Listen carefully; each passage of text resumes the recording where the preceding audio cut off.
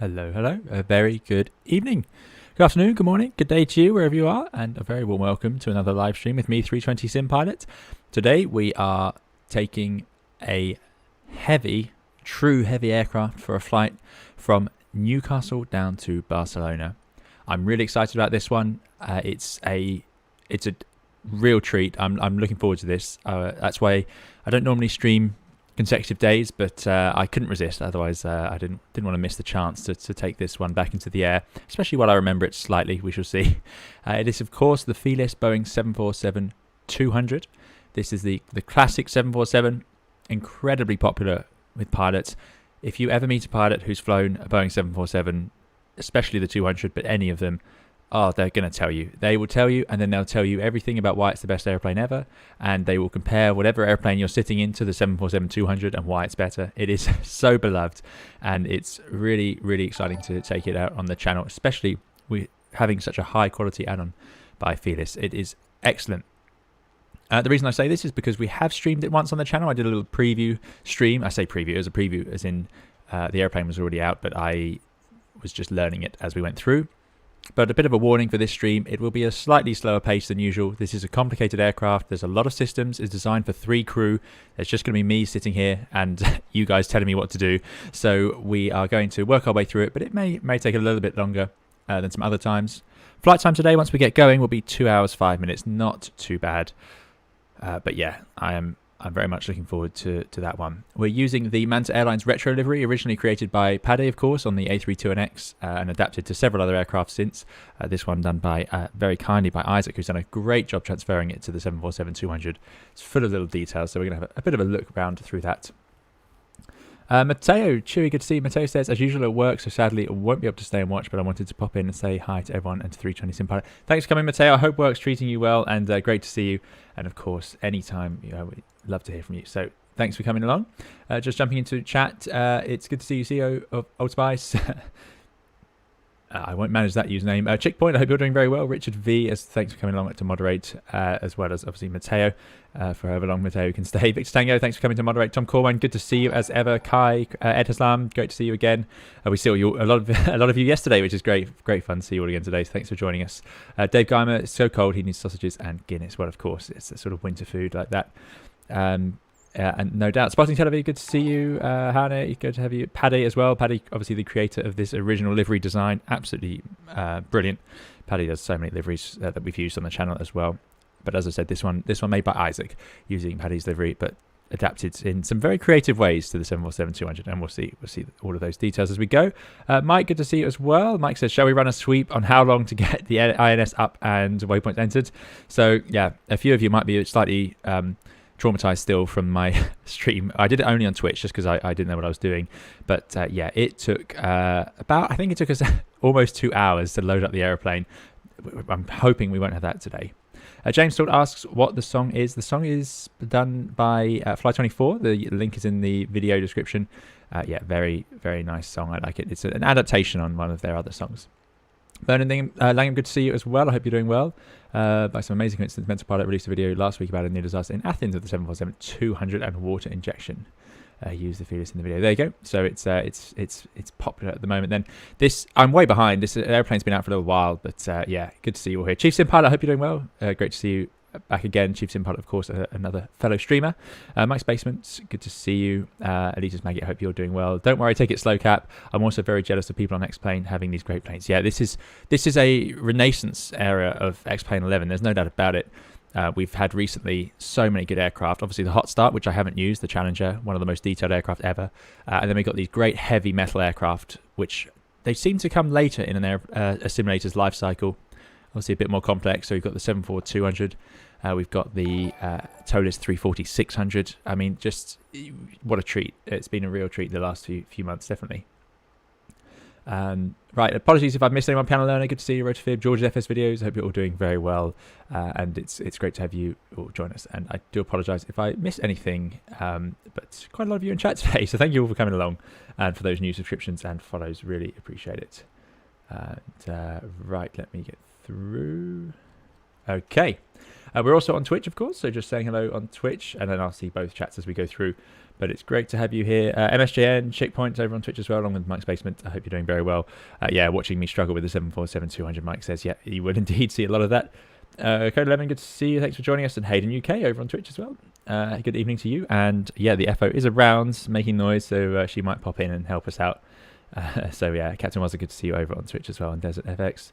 And RJP, Code 11 says, how's it going? First time chatting with Live, only just recently got into flight sims. Well, hopefully you enjoy it. It's going well. Thanks for joining us today. And Laka says, I hope the frames on our end will be better. Yeah, we're going to see. We had a bit of trouble with frame rates last time we used this, so we shall see how it goes. And indeed, Petter, I am streaming on YouTube and Twitch. We do both at the moment. So you can choose your format. We're in Newcastle because that's where I flew it to. I flew my first sector with this airplane. I did it live, and it was from Heathrow to Newcastle just a few days ago. We're now going to take it from Newcastle down to Barcelona. We're going to use the Windsock / Aerosoft Simulations Barcelona scenery, which is really lovely. So that should be good on the way in. And I just can't stop looking at this airplane. I really, really like it. And we're obviously using our lovely Manta ground services, which is a joy as always. So there we go. Currently, the passenger doors don't open. I was trying to Google that to figure out why I couldn't get into them. But yeah, this is where we are for now. So yeah, that's where we're going to go. So look at the all the metal bolts. Quite common around the back of airplanes. They stop bothering with the more expensive, and I don't know if they're more fragile sort of flush rivets, and you get these sort of more bolted on looks because of course aerodynamic forces back there mean that it's much less relevant. Dash 8 exactly the same sort of thing. I assume it's just to save money as opposed to anything else. But yeah, there we go. Rask appearing, good to see you as well. John Padfield says, love the Felis 742. Yeah, it is really quite something. Our route today is going to take us out. We've got a conventional departure. So this is is this an RNAV airplane? This airplane can fly direct to waypoints using its inertial navigation system. It doesn't have an FMS. It doesn't have EFIS. It is very mechanical manual. So we're going to have to make do. But we can use it for radio navigation. And the navigation it's equipped with has been expertly modeled by Felis. I've got to say, really good stuff. And it was, of course, used by the original aircraft to fly across the Atlantic and around the planet, no problem. So it is more than good enough for what we need. It just doesn't look the same as what we are used to these days. By the way, some nice detailing here. Got the Manta logo onto the spinner of the engines. Nice sort of asymmetric offset to give you that view. Love the way the engines sort of tick over. Just sitting here at the gate. Really nice. Pilots who do walk around on this airplane obviously can hardly see in most of this. He's sort of standing down here looking up. Get a bit of an overview, but that's about it. Lots and lots of wheels. These rear bogies do, of course, turn. It has steering on these rear two. Very unusual. The 380 does not bother with that. The 340 does not bother. And the 777, I don't think any of the 777s bother with that. So it's an unusual system, but quite complex. So we will be looking at that when we get underway. Right, that's enough. It's going to take us long enough as it is. So let's board. Can I climb the stairs? Got a few other aircraft around, which is nice. I wonder if any of those are coming with us down to Barcelona. But yeah, I don't know. I am indeed looking forward to the arrival of the doors opening. We're also going to look around the cabin as we get going. You have to excuse the... I wonder why it's doing that. I'm having some trouble with my graphics today, I must admit. I hope I can do it all justice, but there we go. Right, anyway, let's jump into the flight deck. So, I've done nothing to the airplane. It's completely cold and dark. Matthew Presley says, needs the clickety-clack of wimbling engine. Yeah, that's true. That would be a nice detail. Nice to see you, Matthew Presley. Thanks for joining us, Matthew, our American colleague. Flying CRJs out in America. So the 777-200 and 300 have main landing gear steering. Really? Did they? I didn't think the 200 did, so that's interesting to know. I wasn't sure about the 300, but yeah, very good. Unless it's just the ER versions of those two. But there we go. Right. Lots of times. Lauren B, thanks for joining us and moderating over on Twitch as well. Good to see you. But yeah, so Lauren B's we had a discussion about airways. We'll talk about that later. But yeah, so John Padfield says, I've been cheating and using the default FMC, flew a beautiful DME arc for me the other day, had my feet up. Yeah, that's absolutely fine. Whatever you can do to enjoy it, no doubt. So this is the default view, and you'll notice this is what forward 3D cockpit view is in the Felis, and the reason for that is most of our systems are over here. So you're going to spend a lot of your time getting used to this panel, and I am not yet used to it. But yeah, it's where we're going to have to do a lot of the setup from cold and dark, less involved during the flight because we're not doing long haul flight where there'll be more things to do like fuel recirculation, heating and trim adjustment. We're going to have a bit of a simpler time. So you have a little iPad at each station, so it's not entirely without screens, and this way you can set up whatnot. But what we're going to do is start off with the ground. We're going to connect a GPU. We're going to set the chocks, and we're going to open up some cargo holds. So those work at the moment, and reset crew callouts. So that's all done. Then I'm going to go to the load calculator, and I'm just going to set up for the flight. Just so you guys know, we do have... Oh dear, I normally load this up in advance. I do apologise. EGNT to LEB. Yeah, there it is. Right, this is our flight. By the way, new call sign. Thanks to Lauren V, and who suggested it, and suggested we change the code for the airline, and of course Andy H1302 who came up with it, which is we're going to go with MXZ. We're changing from IMX, which is a real airline. We're going to be MXZ for Manta, and the call sign is Manta. That's our sort of fictional airline that we're going to use. Hopefully that'll cause less confusion when we're on VATSIM. So we're going to be the MXZ 302 today, Manta 302, and here is our route. And anyway, the zero fuel weight is 209 tons, or 210 tons, just under. So as you can see at the moment on here, our zero fuel weight is 220 tons. We're a bit heavy. That's with a total of 292 passengers. I'm going to take off some cargo. I don't think we're going to reasonably have that much cargo for such a short sector. I'm not sure how we generate profit on this flight. A lot of passengers.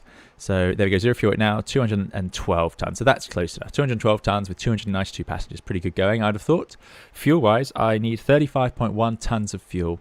So at the moment, it's showing us total fuel of 31 tons, just under 30.8 tons.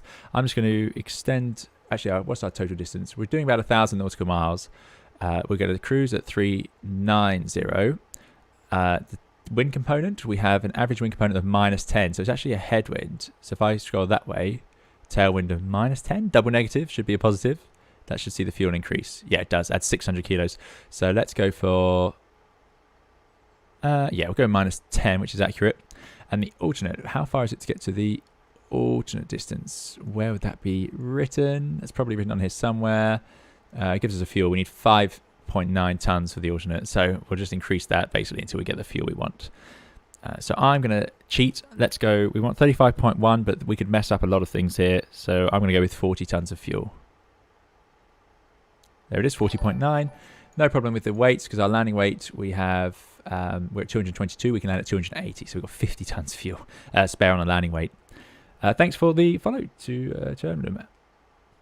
So something to note, if you look here, these are our different weights. So the bottom is our estimated. So we're going with a zero fuel weight of about 210 tons, incredibly heavy. The Airbus maximum takeoff weight is in the 70-ton region, depending on which version you're on, up to 90 in the 321 NEOs. But you'll notice the zero fuel weight, we're very close to our maximum zero fuel weight. So that tells me I can't fit any more cargo or passengers onto the airplane. Usually if your zero fuel weight is that close, your landing weight will be pretty close as well. And as you can see, it is, but we've got 50 tons spare. But you'll notice we are over 100 tons clear on the takeoff weight. That's because a long-haul aircraft like this is designed to carry just an incredible amount of fuel. And there it is. We could load up the airplane another 120 tons. Incredible. So another 120 tons of fuel, which is what it would use if it was going to start flying, off to Hong Kong or something. But today we don't need that, which is how I'm optimistic we're going to fit it out of the relatively short 2,000-meter runway here in Newcastle. It should have plenty of space. There's a lot of power in it. Pearl UK, good to see you. Yeah, indeed, it is a great aircraft, and I'm way behind. This was very much a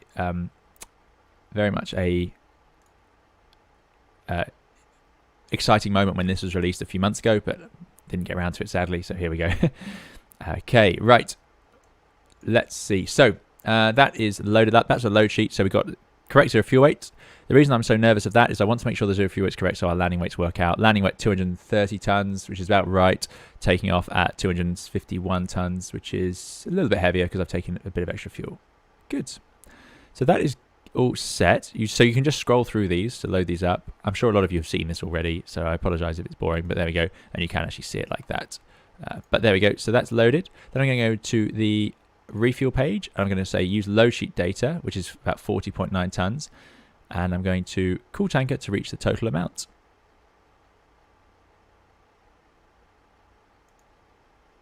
Fuel aboard, it's increasing, so they're loading up fuel.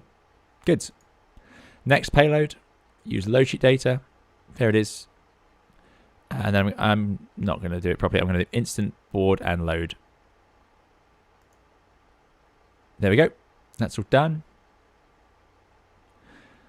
Good. Right. Next we can go to checklists. Okay, now here we have the checklist, but these aren't really instructions, and I'm hoping we're going to have some audio of the Copilot today, but these are instructions, aren't instructions. This is a checklist after we've done everything. The plane is cold and dark, so what we're going to do now is power it on and get it going. And I apologize, I'm going to miss a lot of the chat because this is going to be quite involved, but do save the questions for later on when we get going. And we've got a bit of a cruise today. So if we're going to start off, Felis provided an excellent manual. I love manuals that are sort of accessible, and this is a really accessible one. And it takes you through all the normal procedures, and you've got the INS separate in a separate sort of PDF. But instead of being too many pages, they're sort of quite broken up into nice chunks. So what we're going to do is copy safety check. You would check all the appropriate switches are off. Now, last time I streamed this, I made a mistake, and we spent too much time running through checks that were just there to test systems.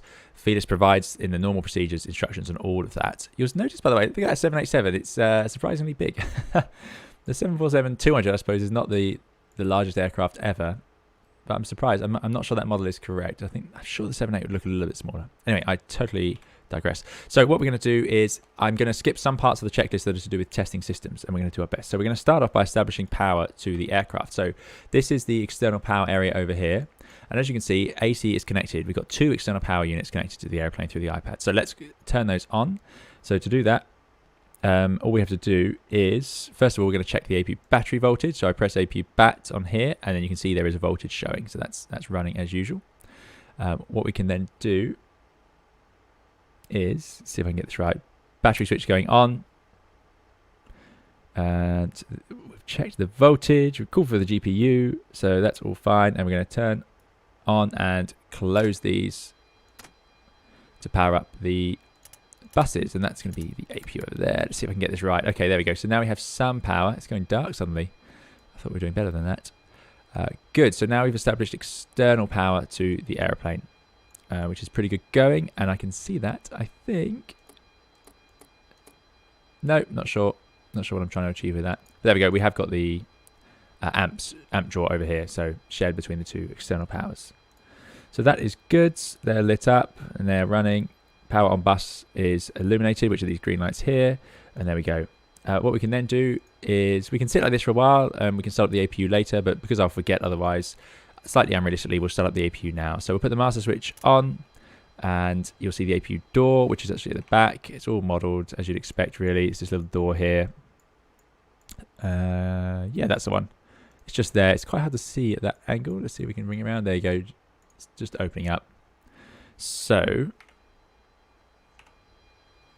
once that's open, lo and behold, we flick that to start. EGT immediately, APU's up and running, or suddenly spooling up. You can also obviously test all these systems if you want. You've got the fire test and whatnot, should you choose to do it. Fault lights and all of that. We're going to skip a lot of those tests, as I said.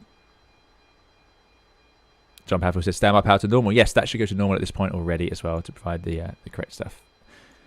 I've never understood the whole standby switches in Boeings, but yeah, that's quite important, or things don't work, as I discovered many times when starting up this airplane.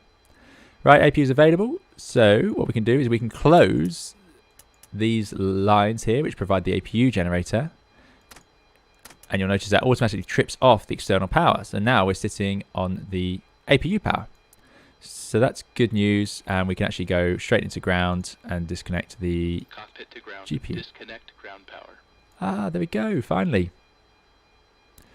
I didn't have this audio working last time.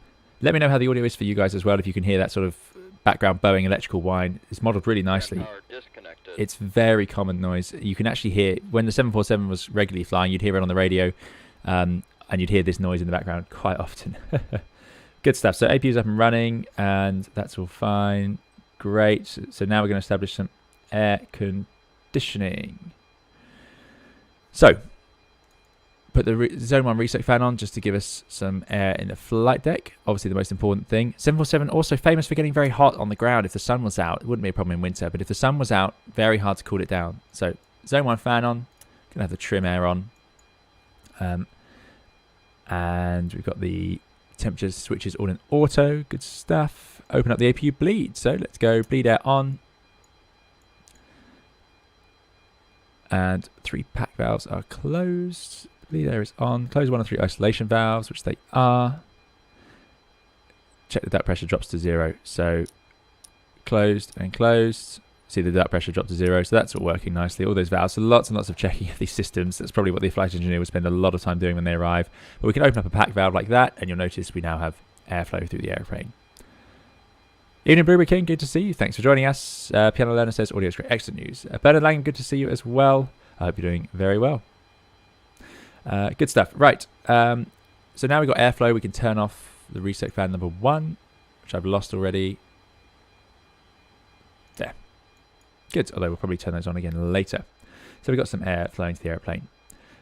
Now we would do a DC bus and standby power check, but essentially that involves this little panel here. What someone can help me with is, where are the light dimmer switches for this panel? It's the one thing I'm quite surprised isn't more. Oh, here we go. Light controls. Right. Let's get this lit up. Good. That's going to help.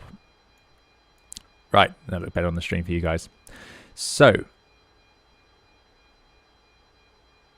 like I said, seeing the delay with the Felis, you'll use a CL650 around September. Yeah, that's probably pretty accurate. Probably pretty accurate. So now we've got electrical power and air coming from our APU. That's all pretty good. And we've got standby power on, just making sure the things that I know I need to do. Batteries on, good stuff. So that is the electrical power established. I think that's pretty much it. We would do some more checks of this electrical system if we were taking this airplane for a real flight. Okay, now we need to come over to the pilots and you do a sort of enunciated test switch. Let's get some dome lights. Get some lights on. Right, so yeah, you got all sorts of switches up here, like enunciator tests and so on. But what we're going to do is flight controls, hydraulic power, we're all good. We can check the auto brake by switching it to one of the positions, and then it will flick back to disarm, which is correct. So let's turn it off. We've got anti-skid off, body steering. Should body steering be? I'm going to check that shortly. I know the emergency light should be armed. We're fueled up. Oh no, we're not fueled up yet. So fast seatbelts off. And let's see, turn on nav, no smoking lights. So let's have those. So we've got no smoking, and we've got the nav lights. I'll also put the logo lights on. And we'll leave those off. Oh, here's the test switch. There you go. We can test all the lights out. You can also do the fire test, of course. Always, always fun. Except I now can't find it. You can do wheel well. And I'm not going to mess with that, as I don't know what I'm doing with that. But yeah, we've got compass set to slave, which is correct. Good. What do I need to do with the anti-skid? What do I need to do with the anti-skid? Well, before we do that, I'm going to put the radio masters on. These have to be turned on. I don't know why this exists, but there you go. Radio master on. Very important for navigation, it seems. Now we can put our IRSs to nav. Or INSs to nav in this case. Good. John says, body steering, armed for taxi, disarm when lined up on the road. There we go. So I'll leave it disarmed for now. And I'll leave the anti-skid on, I suppose. As I said, this could be a bit slower, this one. We've got all the anti-eye switches are in the off position and so on, as you would expect. Then we can do overspeed tests and whatnot, stall warner tests. There you go. Love that rumble. Excellent. Emergency light switch we've done. Fueling is not complete. Cockpit voice recorder. Wheel well test we've done. Check all flight controls, hydraulic power we've done. Alternate gear extension switches are off and the guards closed. They are. Your damper switches are engaged and the guards closed. They are all engaged. We've done a check of the auto brake. Arm the body gear steering. So we'll lift it up and set it to arm. We do arm it at this point. Good. Place the anti-skid to off, which it is now off. Then we check we get the warning lights down here. Anti-skid warning lights. We do. Turn it back on. And those lights are out, except it's missing its hydraulic power. Good. Right. Okay. Then we'll do a whole load of tests on the control panel. So there are a lot to do. Let's just get some lights on. There's some more lights. That's not good enough. That's not good enough. Where's all the other lights gone? Lights. Lights. How do I get these lights, please? Where are they? Probably over here. There we go. Right, so you do a whole load of checks on these. I'm just going to click hide yoke and hide it for now. And you can test ADCs and all of that sort of stuff. But yeah, we're not going to spend too much time on that. Ground proximity test, rudder ratio test, gear down and warning test, park brake lights on pedestal. So we will check that. So the parking brake is Parking brake release. set. There it is. Yeah. Parking brake set. I shouldn't have done that because if without any hydraulic power, you'll use up the pressure. But you can see we do have some brake pressure remaining, despite my terrible interfering. You can deal with these instrument warning lights and whatnot. Good. We're going to get rid of that warning panel. Start levers need to be off, of course. Oh, that's not good. That is not good. So that is down here. This is all pretty simple stuff. I mean, it's pretty as you'd expect. Just the reason I'm going through it so slowly is because it's just one switch in the wrong place, and we'll find this won't work. Desert FX says, such nice lighting. I miss incandescent lights. I wish they were more popular as a color temperature choice for LED customers. Yeah, indeed, indeed. They are very nice. Right. Brake system, low pressure. Yeah, well, we know that. Set gain control to auto. Yeah, that's fine. That's through the radar. Transponder can go to standby, which it is. And transponder mode 1, that's fine. We haven't got a squawk. We're not going to bother with the test, although you can actually press test down here. This is quite fun. And it does bring up all the TCAS tests. So you can see the little TCAS display here on the VSI. Very good. Very nice detail. But that's done. We're going to load up the INS, and then we're going to set up all of the system test. Okay. Going to load up all of the automatics and flight guidance. Okay. Ensure the captain's flight director computer is set to A and the officers to B, which they are. A on this side, B on that side. You want as many independent systems as possible. Then you're supposed to do a whole check of the autopilot systems and the full throttle. We should hear the warning if we run that, so let's do that. There you go, config warning, nicely modelled.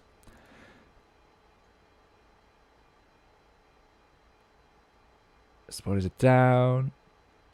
Then we're supposed to do a whole load of electrical testing. We're not going to do that. And fuel panel. So let's go to the fuel panel. Let's get that ready. We do need to do that correctly. Right, so we're getting there, guys. We are getting there. Let's see. How is the fuel doing? We wanted...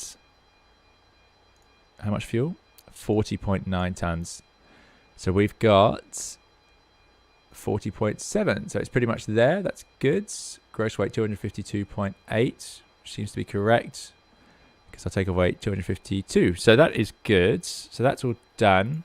So let's see what we need to do to the fuel panel. So the fuel panel's finished. Set the gross weight gauge to the current aircraft weight. Let me just check that we have all this right. So I'll just go to payload.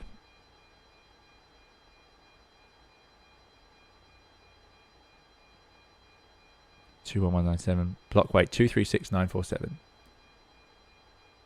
Well, that seems less than what we wanted. What have I done there? Well, this gauge seems to be correct, so I'm going to take that as working. Yeah, that should be absolutely fine. XR says, planning on trying the hot start? I think I'm in love. So yeah, I do plan to. I'm running behind on add-ons. But yeah, it does look excellent. I've heard nothing but good reviews.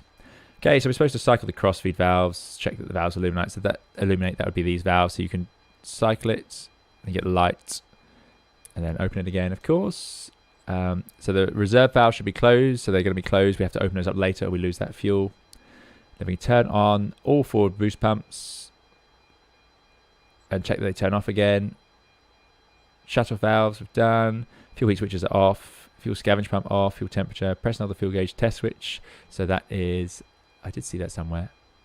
And you can also reset the fuel use to 0 if they aren't already. I suppose if that was left over from a previous one. So I don't think there's much to do here, really. We're going to leave this alone.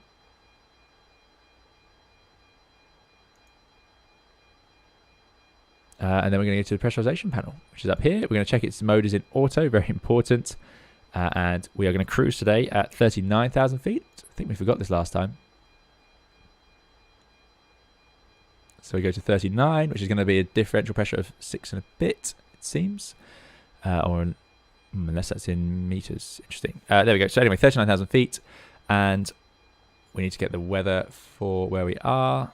There is actually an Avi tab here, luckily. EGNT. QNH is 1030. Just going to write that down for use. High pressure today. Lovely. Very sunny and bright in the UK. We've had some nice weather. A bit of a winter anticyclone the last few days. Very nice. Right, I've lost my panel. There it is. So high pressure, set that to 1030. And there's the outflow valves you can see, but we're going to leave them automatic. We're not going to manually fiddle with those. The rate is set as it should be, I believe. Right, I think we're doing okay.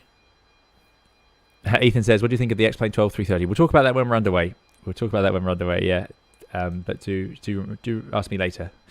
Okay, so that's good. That's done. Bleed air panel. So now we can have both isolation switches to open, which they are. Check engine bleed valve close lights are all illuminated. Check pack operation we've done. And then we're supposed to do some fire protection. We're not going to worry about that. Overheads, oxygen's on.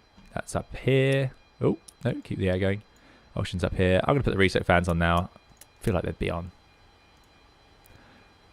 Right, smoke detector, hydraulic panels, everything in normal. Oil quantities, gauge. So we've got no pressure, which is normal, but we have got good quantity in the green band for all of them, which is good. US gallons, excellent. So we've got no warning lights on that, no low quantity lights. Check normal brake source is selected. Normal brake source is selected. And this switch we turn on for pushback, I think. I don't think we need to turn it on yet. We're not going to do brake temperature monitor, the gear, the fuel jettison. The fuel jettison panel is suitably highlighted in red, so you don't fiddle with it. Right, I think we're getting there. Okay, so that's the airplane almost ready to go. Do type in the chat when I'm missing something. I'm sure there's something missing from all that.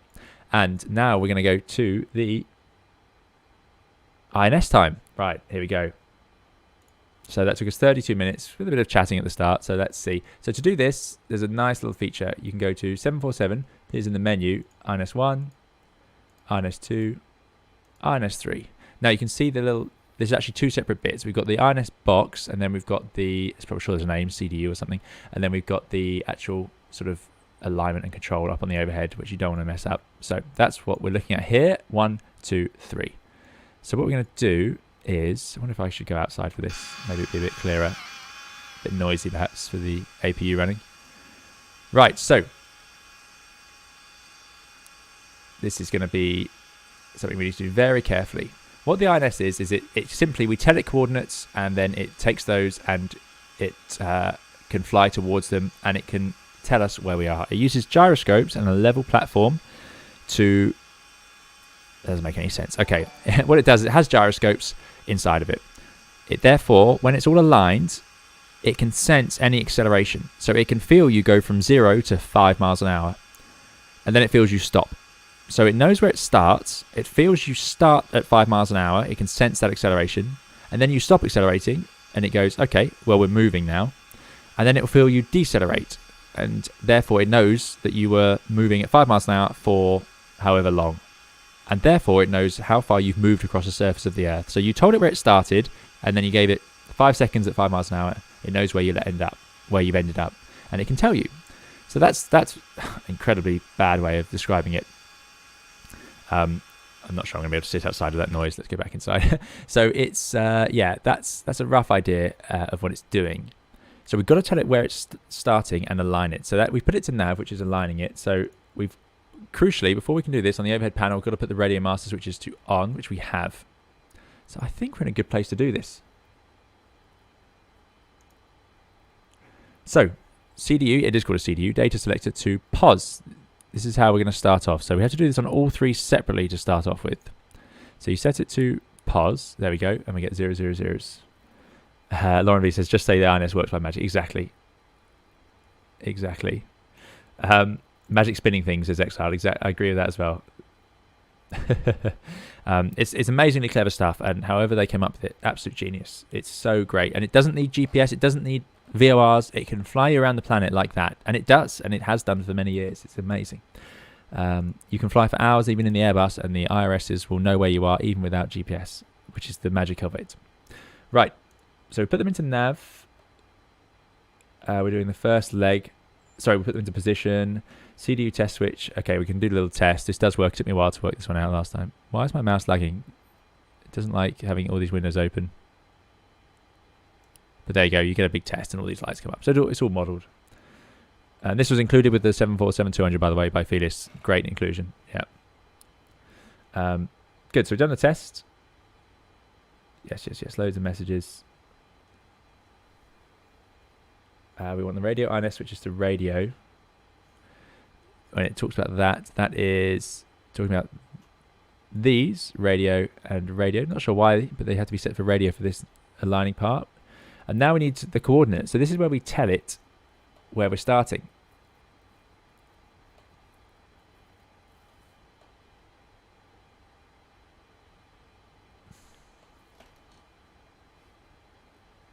So I'm really hoping I'm remembering how to do this. Please tell me if I've done something wrong here. Okay, so what we need to do is go to our chart, and you'll have noticed in the airport section there's always coordinates, parking stands and coordinates, and this is exactly why we need it.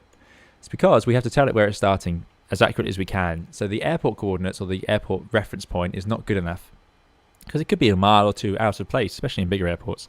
So we're on stand 9, so we're on stand number 5 through 10, 5502.2 west. So here we go.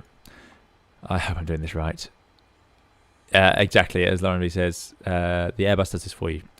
So we're on pause, we're on waypoint 0, which is the starting point. Oh, it's really lagging. I'm not happy about that. I'm going to press insert, then I'm going to press north, 5502.2, 55022, insert. Now I'm going to go west, and then 0014.2.4, insert. Right, so that is from 0 to 1, and that is the coordinates. Thanks, Isaac. Fingers crossed. And Isaac, thanks again for putting this livery together. Absolutely brilliant. Okay, I think that's worked. Next is, we've got to do this several times. So we're going to do this on number 2 now. So press insert, we're on waypoint 0, and it's north 50, insert north 55022. Then we press insert, and then we go west 001424, insert. Okay, and surprise, surprise, once more, 55022. 001424,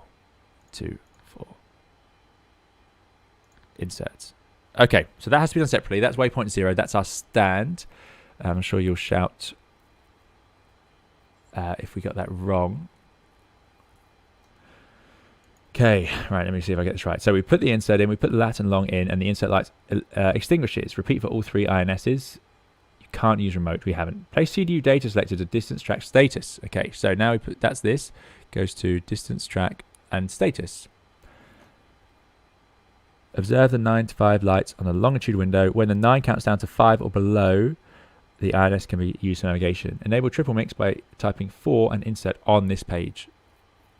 So what I'm going to do is cheat, because I'm scared, and I'm going to go to INS, and I'm going to do quick align.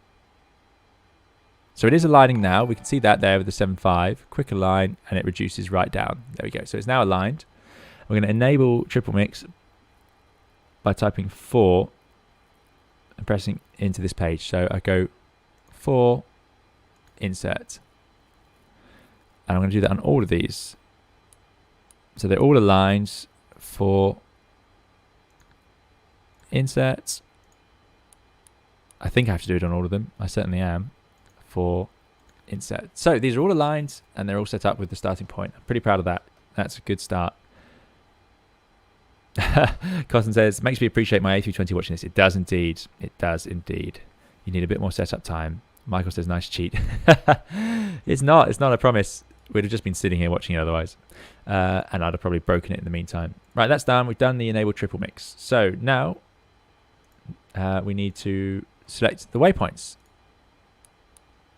Now, me and Lauren V were having a little discussion about this earlier. There seems to be a lack of waypoints over France, certainly airways at the moment, which has helped me out because it means there's only 6 waypoints on the flight plan. This only goes from 0 to 9, and you'd have to start re-entering them during the flight, which we're going to avoid today. So we're going to load in the route. Waypoint 0 is your parking stand. The next waypoint is, of course, got to be along our route. Now, there's no point I'm going to do a 0725 departure because I do not have the RNAV abilities. So I'm going to take off. I forget which runway we're using, but either way, we can do these following conventional nav aids. You can see it's based on DMEs like normal. And then we're going to head out to Gurley as our first waypoint. So I'm going to use Gurley as waypoint number 1.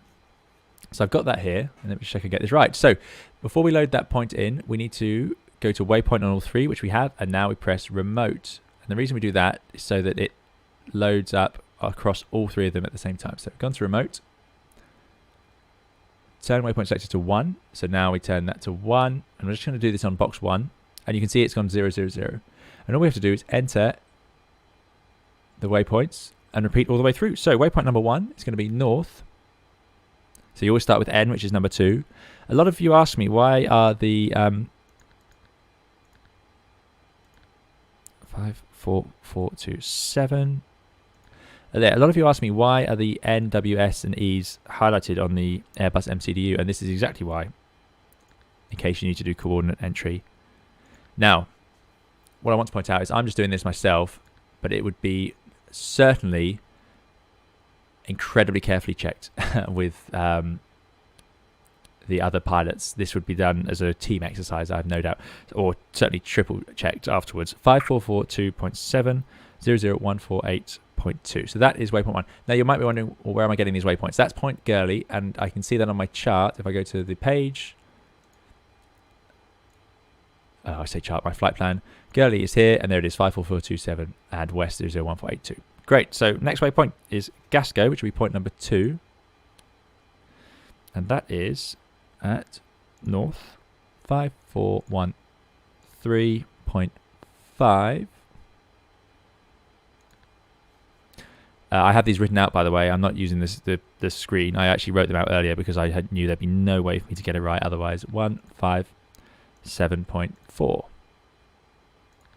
Good. And if I select point 2 and point 3, you can see them in there. 5413.5, 00157.4. Good. Point number 3 now, which is going to be Ribble. We're going to go north 54010, and then we're going to go west 00217.4. Good. 54010, 00217.4. Worth double checking because it will really mess up your day if these aren't right, and I may live to regret saying that. North 5337.6. So what I've done is I've written these out and numbered them as well on this notepad in front of me, just to give me a fighting chance of getting them right. Otherwise, your eyes will just get so confused and you'll end up putting in the wrong number. And the wrong number could put you miles and miles off track doing this. West 00232.3. So 5337.6, 232.3. That's point 4, which was Croft inset. And finally, point 5 is actually the Honolulu VOR. So we're going to go north 5221.4 and west 00139.8. Inserts. Okay, and the last one for today, point number 6, is Pumal. So this is a direct. We go from the Honolulu VOR, which is near Birmingham in the UK, and we go straight down to Pumal. There's no airway use here. Now, that's not necessarily realistic, but that's what we're going to do today. North 4, you see we're a lot further south, 2220. So that's a good sign, and that's a lot further south because it's a lot lower latitude. And longitude is going to be east this time. East 00205. And there it is. Good. So we've loaded in all the waypoints. If I check through box number 2, you can see that they've all come across up to point 6. And I'll just check 3 is the same. Excellent news. So that is great stuff. Okay, so check the coordinates of the INS. Satisfied they've all got correct data. Now you press the remote key again and disable the remote feature. Good. Ensure the INS is aligned and in nav before moving. They are all in nav and they are all aligned. Good. Okay, so I think that's that. I think we can get rid of them now. Great news. Great news, everybody. We're getting there. We are getting there. And let me put this back to airports. Right, so next step is going to be to set our speed bugs and load up our performance for the departure. Thanks, Just Jace. I'm glad you enjoyed it.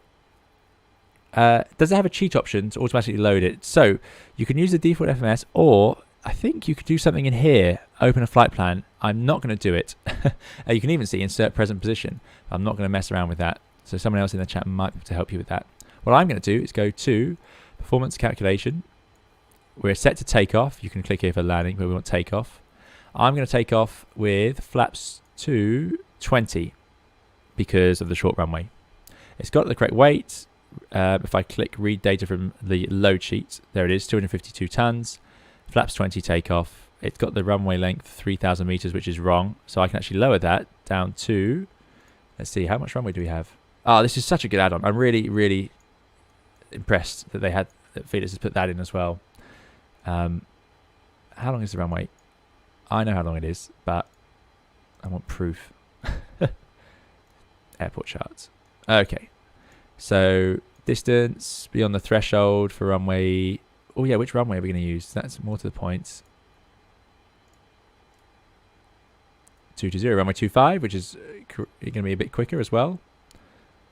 Runway 25, from the threshold, we've got 2,100 meters. There it is. Required runway 850. It's going to get off the ground in no time. Outside air, it's a bit colder than that today, and the QNH is a bit higher, which will reduce the distance required. Wind, slight headwind. Look at this. This is great. I'm just using the scroll wheel for this stuff. Read data from sim. There you go. And we've got the speeds. So what we're going to do is set those bugs. So you click that, and then it all gets set over here. Old style speed tape. I do like it. Crucially, rotate at 125. I'm just going to write that one down in case I forget. Rotate at 125. V2 is 142. Quite a big difference there. Minimum clean is 222. So that's our clean speed. Big wing on the 7.4. It does quite well. Timing Squirrel says, on the 320, do you ever use more thrust on one engine than the other on sharp turns? Yeah, on the ground you might do, but quite rare to need that. But yeah, you might do. It's risky because if you do asymmetric thrust in the wet or on a really tight turn, you can just drag the nose wheel around anyway. Good question, Richard. I'm not sure. I have Avitab anyway. I'm not sure if this is included, but I didn't have to do anything to set this up. I have Avitab in the sim, and this is just integrated like this. It's quite nice. Chief Sim Pilot says, this aircraft and that Challenger, I want no parts. Yeah, it's quite something. But there we go. Runway's dry. Stab trim, it wants 4.1 units. We're almost there. We are almost there. We're getting close to engine start. I promise.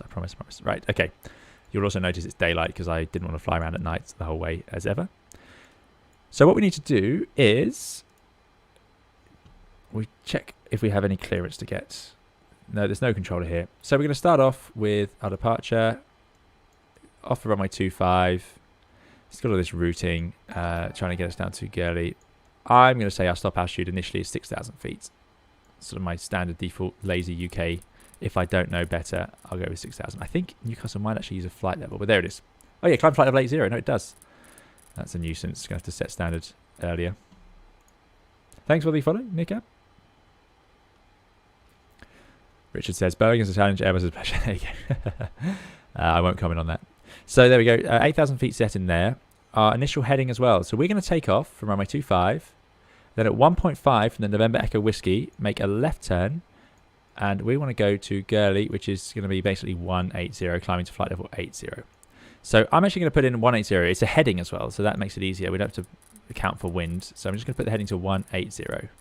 Now, you could put the runway heading in, but then I'm just going to have to change it shortly after. So I'm just going to climb straight ahead initially, out to 1.5, then make my left turn.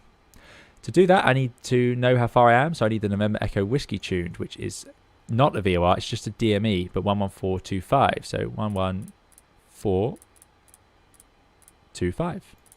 Oh. And there it is. We are at 000 miles away. It's next door to us. That's good stuff. Good. So that's all set up to 80. And we need to put in, that's the next step, of course. We need to put in V2 plus 10. So V2 was 142. So we need to put in 152 in here. Because we don't usually, if we have all our engines, there's no point sitting at exactly V2. The nose would be too high. Thanks for the follow, Baron. Okay, heading mode to runway heading, we're not going to do that. Navigation mode to heading. Yes, so lateral navigation mode. I'm going to set it to number 1. And we want it set to heading, which it is, heading down here. Now, course bar is another one. It's only on 180, and then we're not really using any VORs. It's quite simple, this one. So I can set the course to whatever I want. I'm going to put it south because that's going to be similar to what we're going to do, but we're going to swap that over to the INS anyway later on. So this course bar is on our HSI down here, so now you can see it's on 180. Yeah, I know there's brake pressure problems. Right, let's set the Q&H while we're down here as well. But we decided was 1030. 1030. 1030, and where's our standby? 1030 should be a couple of hundred feet in the air, which makes sense. There it is. Great. Right, so we're getting there with the instruments now. We've got a course, got an initial heading, got a stop altitude, got a V2 speed. I think we're pretty much there. Oh, and we need to arm outsail, just like the dash. It won't level off unless we tell it. Put it to outsail, and then you get a little white light. And you get your FMAs. As we get in the air, we'll get our FMAs displayed on here. So it'll show us what's active and what's armed, which I really do like. It's very cool.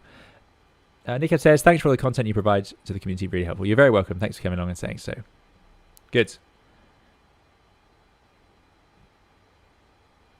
Radio INS is set to radio. We'll swap them to INS when we're in flight. Seatbelts and no smoking signs can go on. Okay, and we can do a PA, I think. Ladies and gentlemen, this is your captain speaking. On behalf of the entire crew, welcome aboard the cabin crew, arm slides. Oh, I like it. So we'll do the welcome aboard. Oh. All doors are closed and armed. There we go. Very good. Right, stop messing with that. That is it's the first time I've heard those sounds because I had trouble with it. I found out why in the settings menu I did not have it set up correctly. So what we're going to do is grounds, close all the doors, please. Oh, have I already done that? No, they're closing now. There you go, doors are closing up. We've got rid of the GPU. Get rid of the AviTab, it's all coming together. It's all coming together. Let's see. We need to set up the, on this lower panel now, we need to set up the rating. So we go to Takeoff Dry. And I think we arm EPR mode. There we go. So this is to do with our auto thrust system. We could tune an NDB as well if we fancied it. Of course, I just got rid of AviTab. The local NDB here, we've got the November Tango, but we're not using it for the departure. So it's tuned anyway in backup, which is actually the last NDB we used. I think we're coming together. So now for the engineers, last setup parts. We need to sort out the fuel.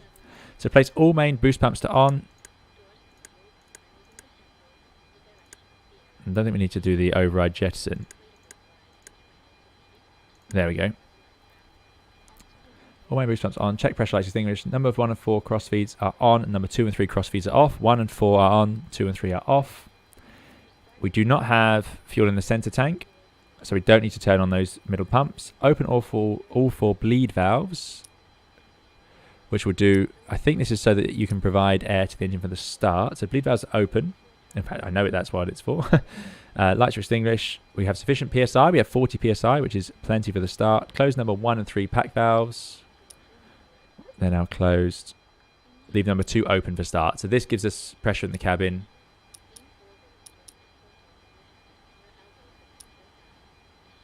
Well, it doesn't actually. Not sure why. Won't worry about that. And turn on electric pump high system. So that's this one over here. Does someone know why we turn that on? It provides pressure to one of the systems. Is that for the steering so that it can turn as we push back?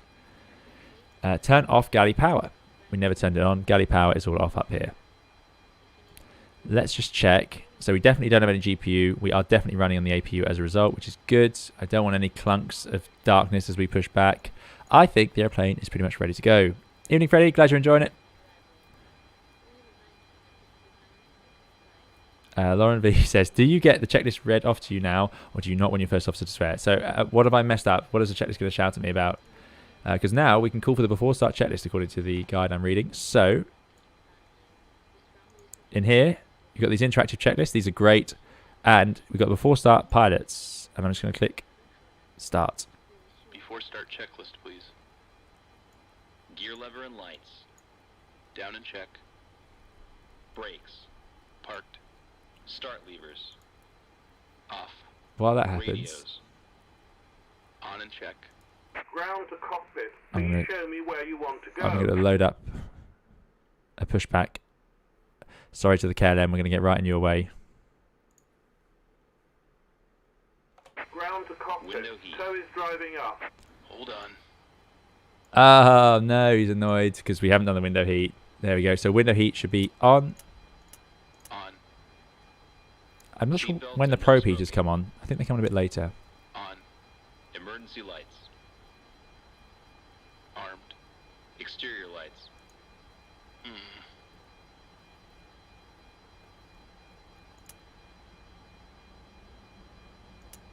Oh, does it want the beacon on? Check. Yeah. Flight instruments. Check. Oh, this is going better than normal. 1030. Commentary traffic, Radio Newcastle traffic, commentary 652 pushing back, stand 6. Radar and transponder. Okay, all doors and hatches are closed. Traffic, and 120 pushing back from stand 10. Right, everybody, it's happening. Oh, the KLM's beating us out.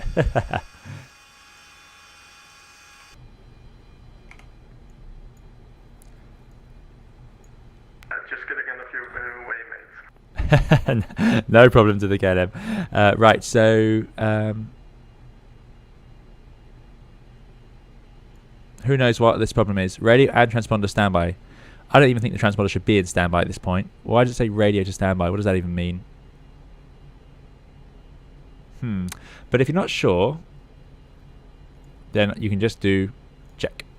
Indicator lights. Show connected and bypass Engine and pin wing inserted. anti-ice. Release parking brake. Off. Stall warning. Check. Mach airspeed warning. Check. Auto brake. I love this. This really gives it a sense of presence and purpose. You know, this feels like an event. Arm. Anti-skid. On. Autopilot and flight director. Check and off. Takeoff warning. Check. Yeah, we did that. Auto flight enunciators. It is a real view. Look at that. You look over the terminal. GPWS. Damn. Oh, what's wrong with the GPWS? Did I not test it? Okay, I'll give it a very low effort. Where is the GPWS? Is it a test they want for it?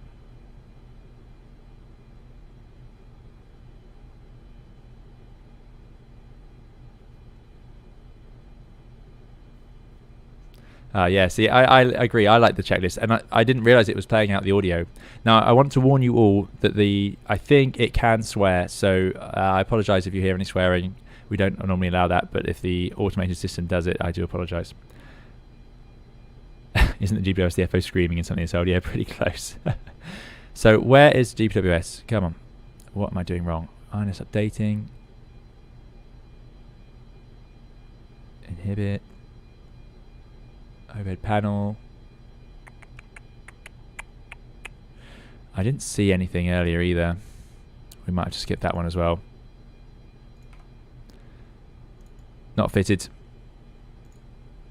Flight director computer selectors. Check. Instrument source selectors. Normal. Underneath the glare Reserve brake shield. valve. Oh, there it is. Closed. Spoilers. Down. Static selectors. Normal. Oxygen mask and regulator. Thanks very much. Check and emergency off. Brake pressure. Check. Good. Stabilizer trim. Ah, the brake pressure's up now. Check and on. It was too low, and I think Rudder that's and because aileron we've turned on the number 4 system like that. Check. Check Very was good. completed. Good. Then we can go to the engineers panel. Next checklist. Start. Battery. Oh, we got an extra voice. Excellent. APU panel. Check. Auxiliary power. Check. Engine oil quantity. Lauren says, just use the whoop whoop alarm every time the FO is about to swear. There you go. Almost, Mr. Martini. We'll be on the way in about half an hour. Kilograms. Within half an hour, we'll be in the air. I'm hopeful. Check and set. Pressurization controls. Check and set. Bleed controls. Check and set. Don't know what all this Hydraulic is. quantity. We do have a door indicator somewhere, which is pretty cool. PPR computer. Wait. What does that mean? He's not happy with the EPR computer. It should be in go around. Go around. Why is it in go around at this point? I thought it should be in takeoff dry. Oh well, maybe later. Indicator lights. Check. New voice is Joss, real KLM 747-200 flight engineer, now pilot on the 737. Excellent, that's pretty cool. Air conditioning controls.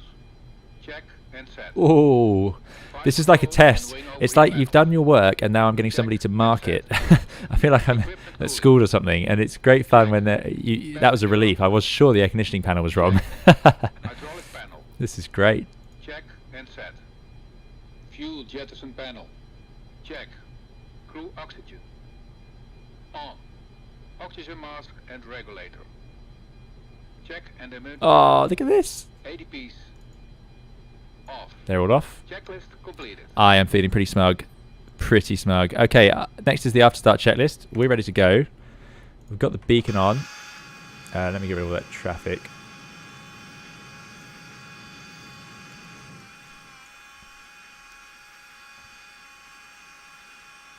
Haven't heard from the KLM. Is that KLM with us? Does anyone know? I thought I heard them speak to us earlier. Newcastle traffic, Manta 302 pushing back from stand 9 into apron on the north side of the terminal.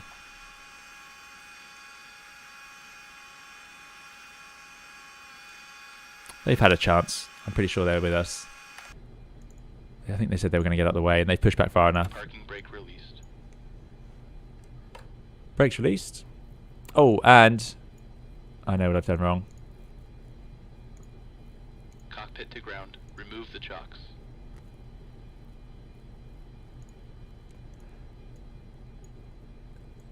So hopefully, Newcastle traffic, spin back to 65. Here we go. 24, pushing back, facing south. so what have we got? We've got a 340, 600 by the looks of things. We've got the 78, 340 again. Excellent. That's the Tomjet, but it does say KLM on it. Howdy, Igloo Foo. I hope you're doing well. This is where we left the Manta Queen. Indeed it is, and we're going to take it now for its next sector. Right, let's get those engines up and running. So, this is pretty straightforward. We've got the beacon light on. We go to the overhead panel, arm the start valve. Ready to start the engine. Oh, that's so cool. I'm so impressed with the noises. And then we're going to start 4, 3, 2, and 1. So we're going to start with number 4. We hold it at ground start. You have to hold it till valve open or it doesn't work. Then we look at N2, which is up here on the engineer's panel, and it's increasing. At 20% N2, we can add fuel.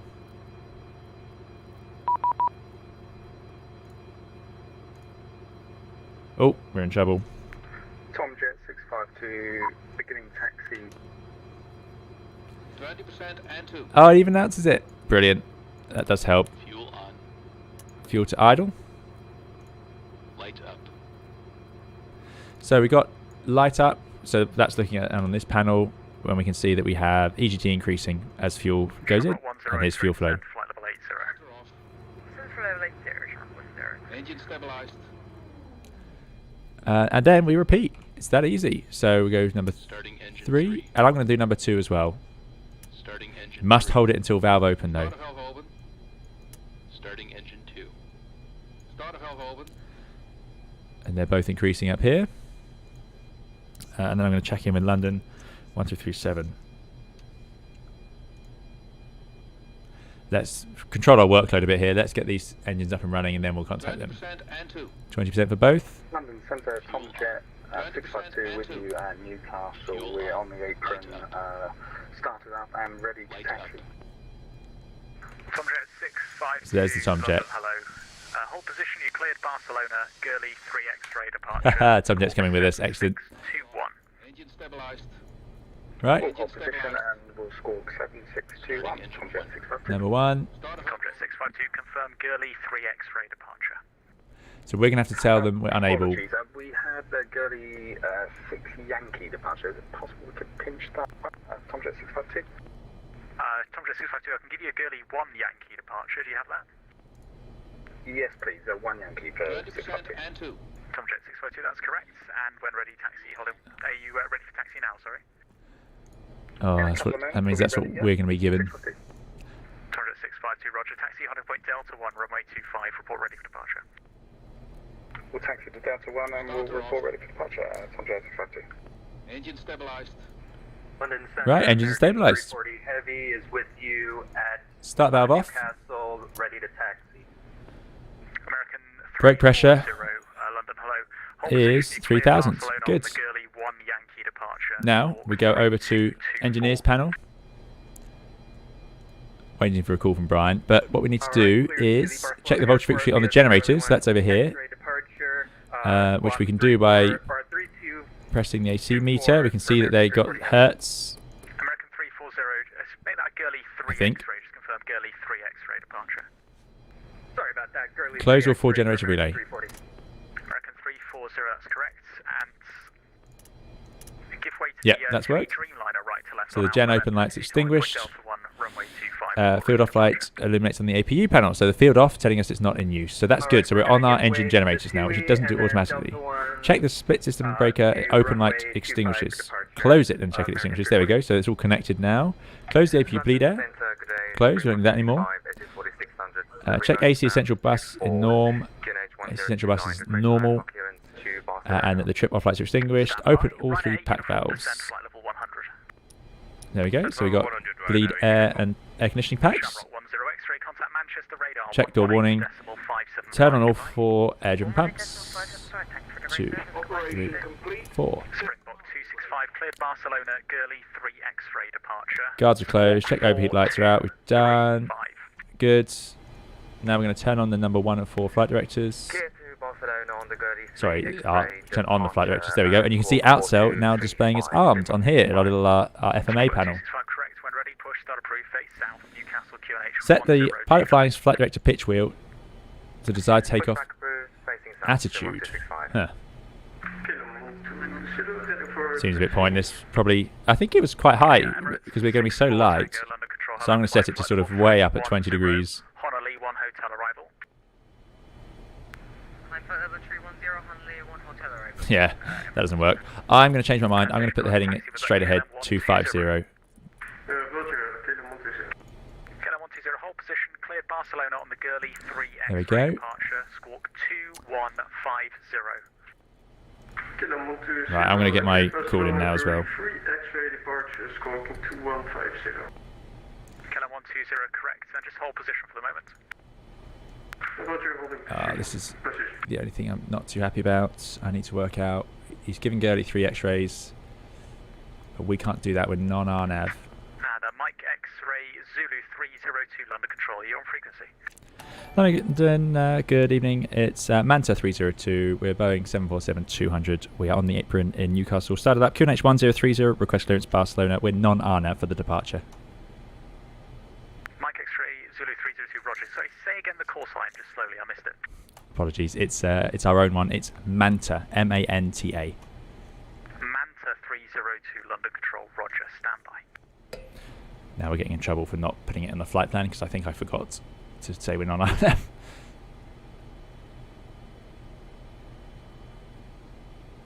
Right, push back. So, brakes on. Brake set. Rhino 8, uniform descent, flight level 80. Stand by. Send flight level 80, Rhino 8. And I think, don't know if flight directors. Rhino 8, uniform contact Manchester. We can do the radar, flaps. 118.575. So we said 20 for flaps for this one, Radar 118.575, Rhino 8, uniform, bye-bye. which is somewhere there. Flaps 20. There we go. Manta 302, you ready to copy? Ready to copy. Manta 302. Manta 302, cleared to Barcelona. After departure, runway 25, climb straight ahead to altitude 6,000 feet. Squawk 5657. Clear to Barcelona, runway 25 after departure, straight ahead, climb 6,000 feet, squawk 5657, Manta 302. Manta 302, correct. And are you ready to taxi? 1 minute. Manta 302, roger. When ready, taxi Holland Point Delta 1, runway 25, QNH 1029. When ready, taxi Delta 1 for 25 QNH 1029, Manta 302, thank you. Very nice controller, putting up with my antics. So we need to put the squawk in 5657. Straight ahead of you, then taxi Holland Point Delta 1, runway 25, report ready. 56. We're gonna give him the go-ahead, and after that... 5657, set to 1. I'm going to set it to TRA now because I'll just forget it otherwise. So that's done. Now they've changed that to 6,000 feet, which makes our life much easier. We're going to go 6,000 feet and straight ahead, so heading 250 is suitable. Good news for us. Right, so that's good. Controller's been very helpful. Just finishing our after start flow. We don't need the anti-ice. What we can do, we need to check we have the leading edge flaps. So we have all the flaps. Flaps, good stuff. And let's do some flight controls, which we can see down here. So rudder, full right, full left. Elevator full up, full down, and roll. Full left, full right. We do have some nice window views for you as well. Oh, can't see it there. All working. I think that KLM's getting bored now. Oh, we pushed too far back. I do apologise. I'm really sorry. I thought we were not that far back. Good. Don't need anti-ice. Stabiliser trim now. Let's make sure that's set. We said we need 4 units, 4.1 units. That's visible down here. Quite a nose forward trim for takeoff. So I'm just going to put it there, just in the right place. You can do some other checks on that, and they do work, including the override, which is very good. Done all the trims at neutral. After start checklist, please. Quite a short one. Behind the departing 2E Dreamliner, runway 25, fire Delta 1, line up and wait behind. Flight recorder. Line up and wait, American 340. Start switches. Off. Beacon lights. On. Brake pressure. Check. Start levers. Idle detent. I'm going to get the lights ready. So let's have turn off lights. Off. I don't know what the taxi lights would be on this aeroplane. Wait. Oh, what's wrong with the electrical panel? That's disappointing. I was really proud of myself there. Galley power? Check. There we go. Back valve. Let's get rid of the APU. Open. Dual warning lights. Out. Hydraulic panel. Check. Flight recorder. Not bad. On. Just one for that one. Start checklist completed. Good. Now let's get out of the way of this poor KLM. Brakes released. Let's go. Oh, no, not that one. There we go. We are relatively light for this airplane, but still takes a little bit of oomph. Oh.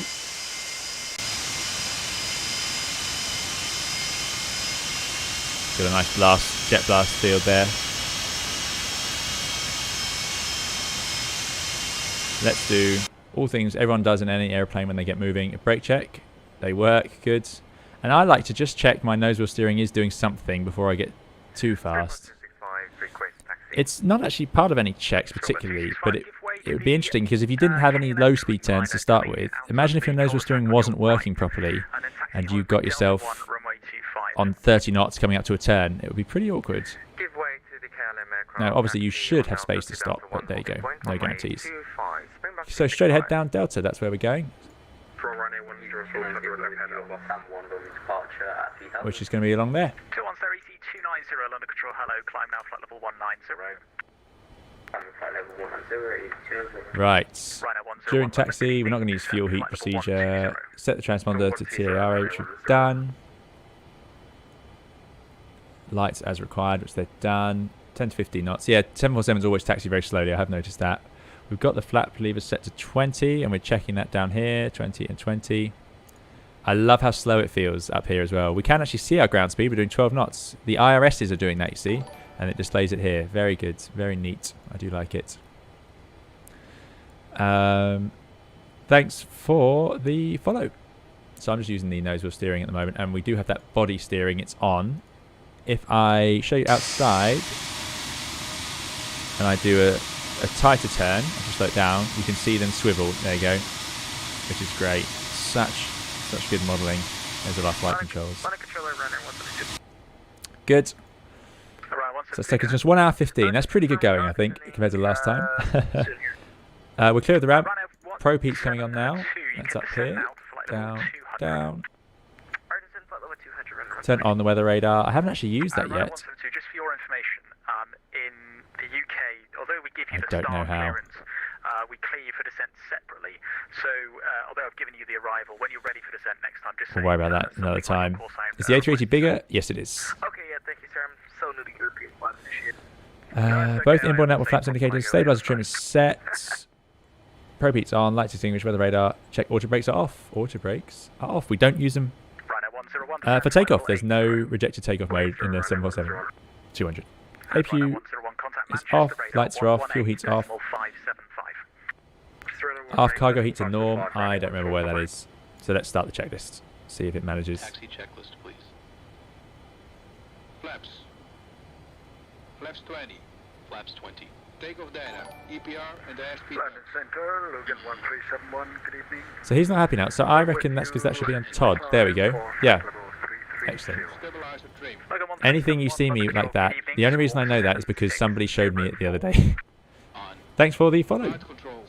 Squawk 7604, Logan 1371. Check. Seatbelt and shoulder harness. Check. APU. There goes the Tom Jet. Off. Seabird 1345, radio check. Speedbird 135, is that calling? Breathability 5. Love it.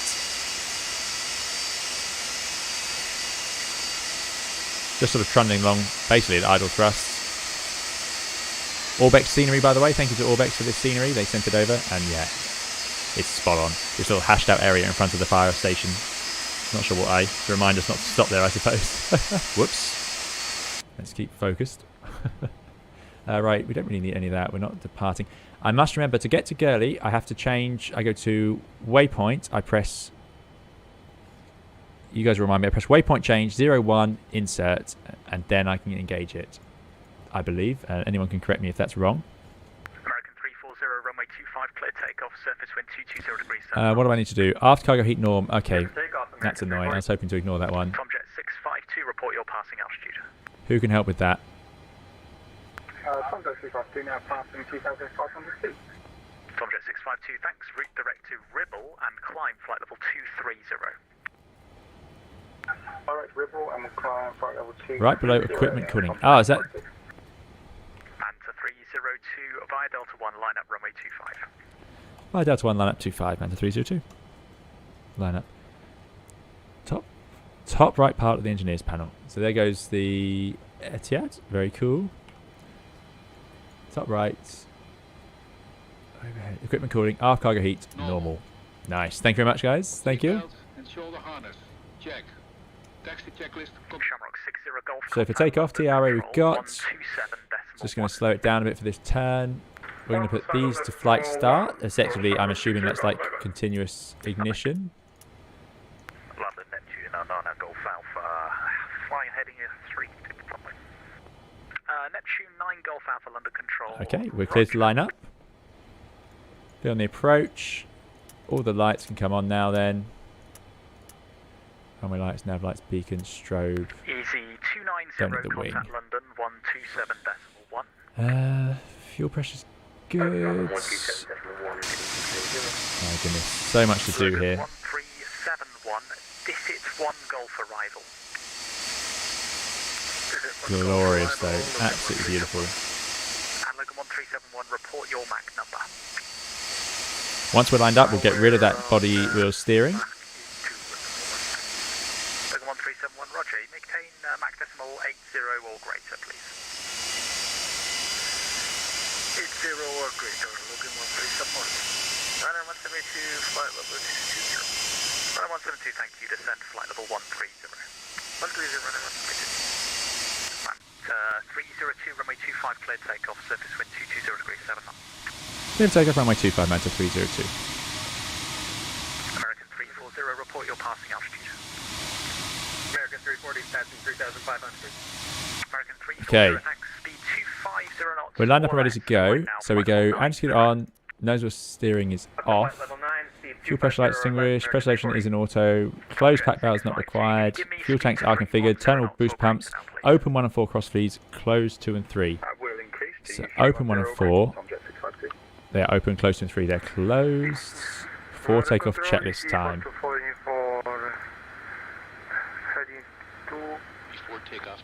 Okay, that should be done. So while that's running, last tips are we're going to set 1.1 EPR with a bit of forward pressure, and then we're going to simply engage the auto throttle, and it will set the EPR. Let's hope we can manage this. It's going to be a bit of a mess. But I hope you're ready. Jumbo jet takeoff, here we go. No, we don't need to close those. Climb flight level 230. Level 230, American 340. KLM 120 behind the departing Jumbo, runway 25, line up and wait behind. After takeoff is next. Right, here we go, everyone. Let's take off. We're going to Barcelona. Put the yoke on.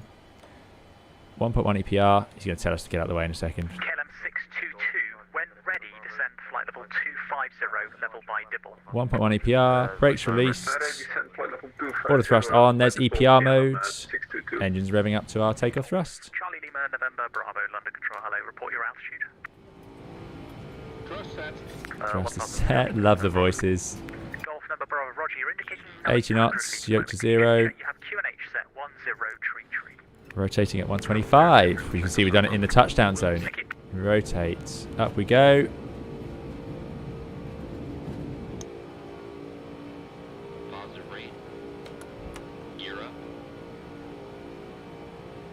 Awesome.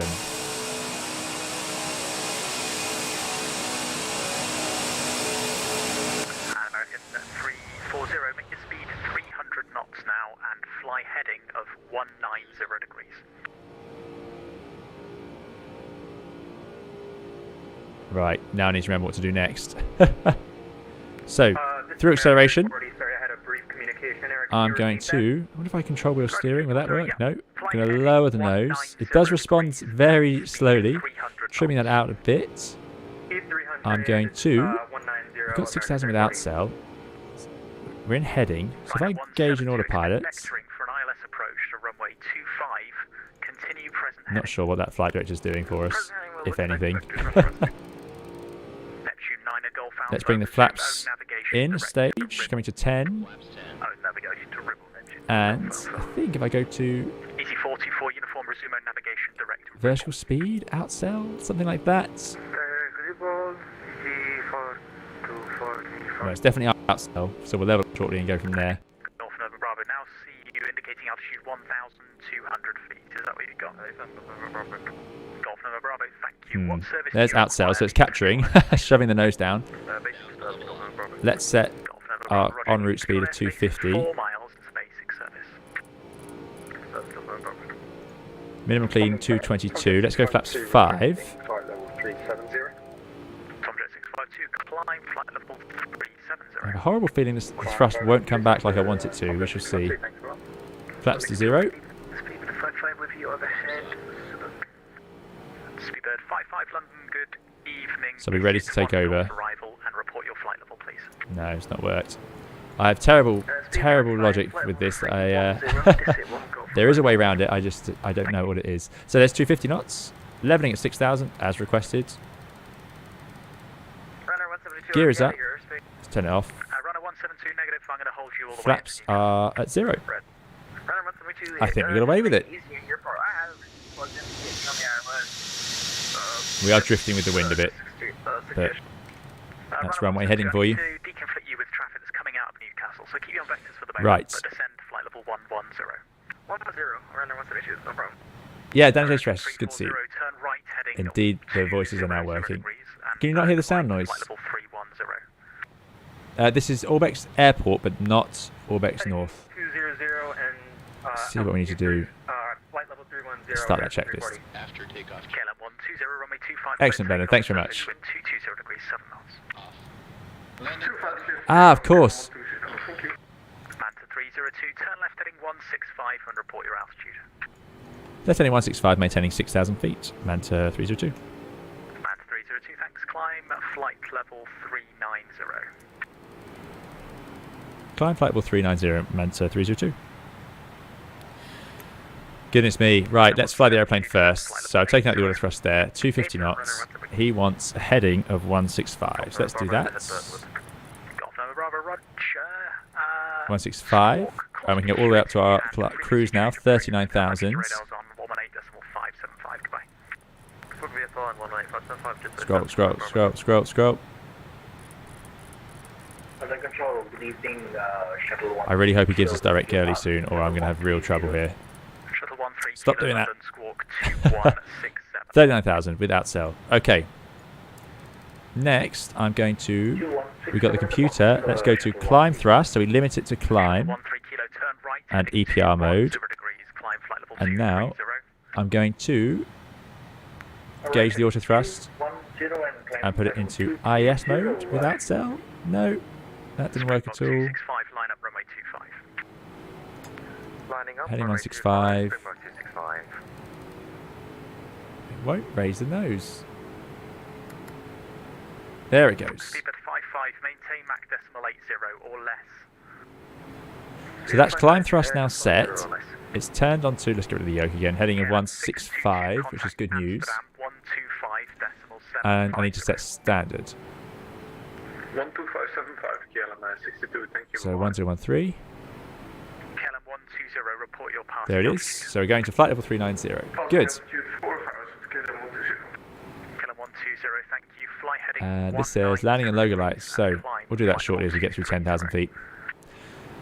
Goodness me. Thanks for those follows. Manta 302, just left, but re-entering controlled airspace. It's deconfliction service.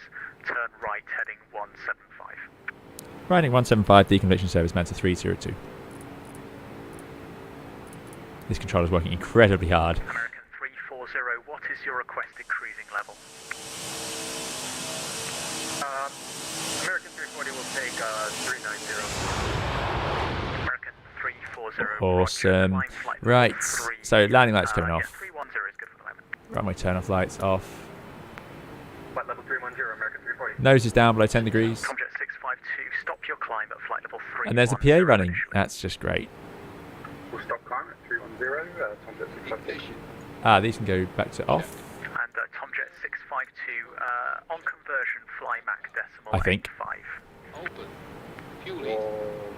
Sorry, was that once reaching flight level 310? Fuel heat to auto. So how do I do that? Where's the fuel heat switch? Tomjet 652.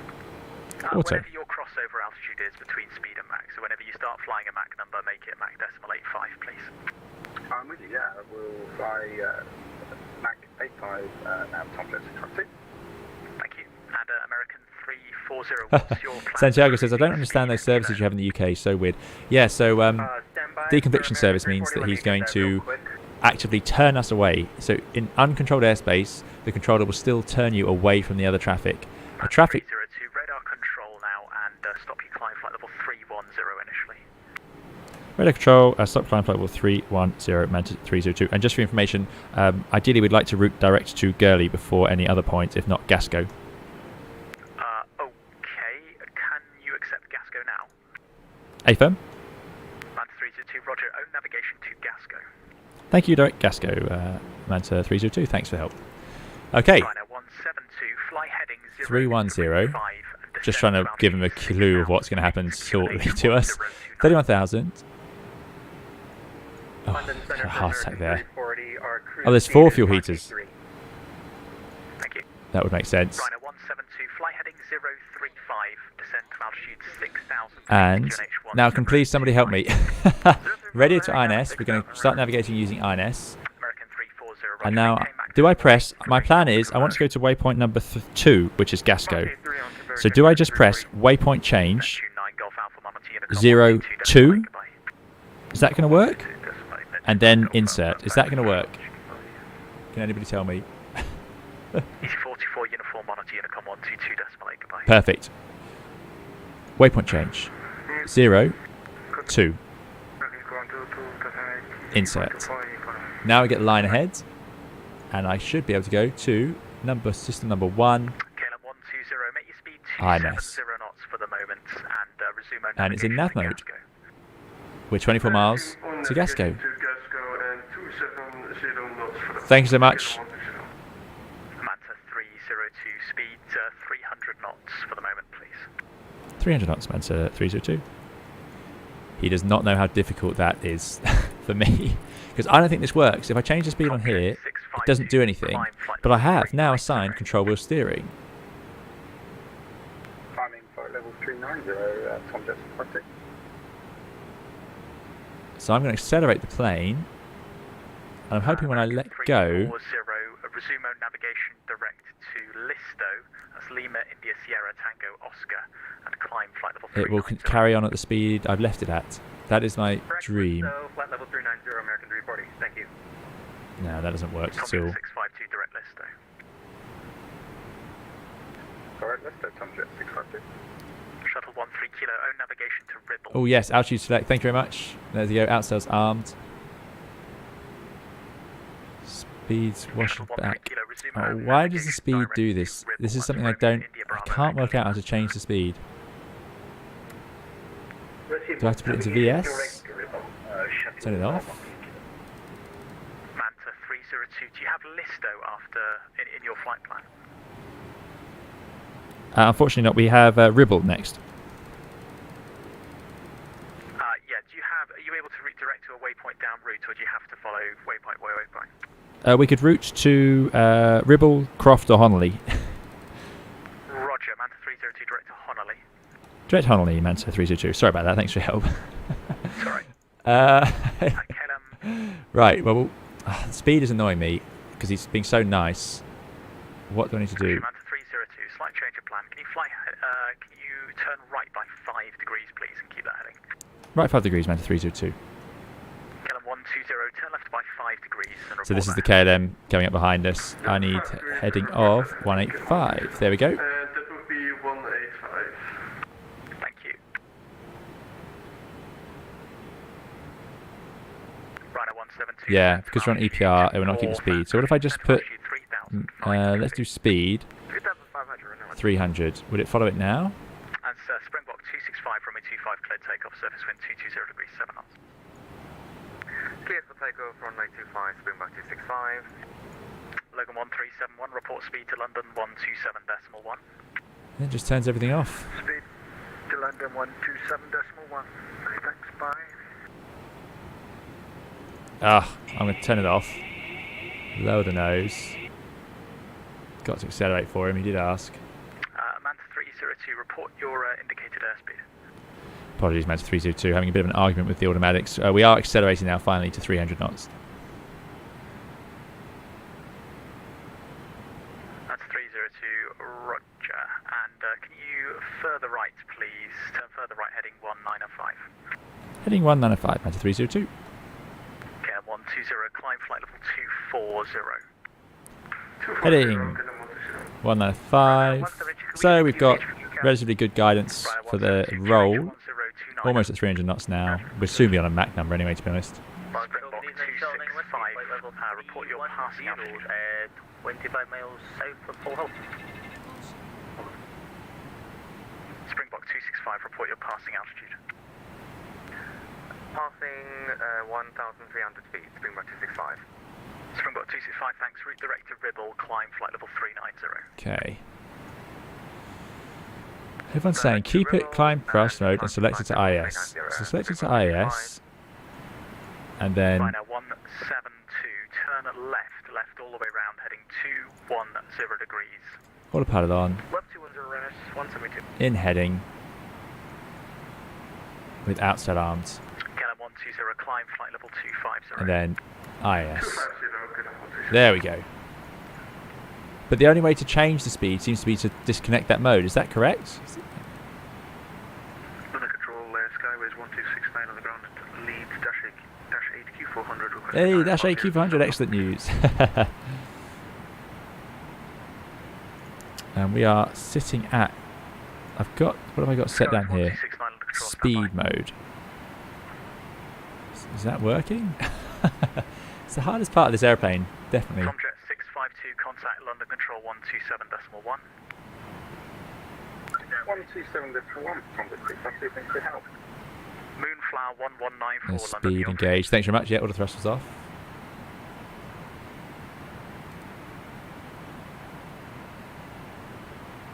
Shuttle 9 Whiskey London. I think I'd heard you check. There we go. I usually change it with my vertical speed, so if I'm at 250 and need to go to 300, I keep it in EPR, lower the nose of VS, then move to IS. I see. We're heading 210. Gianna, good to see you. Says great airplane, the easiest I flew. Yeah, everyone who's flown this absolutely loves it. Sounds like you're the same. Slightly right heading 260 degrees, cleared ILS runway. So can we now fly in VS? 260 cleared the ILS 25 down to 2000 feet.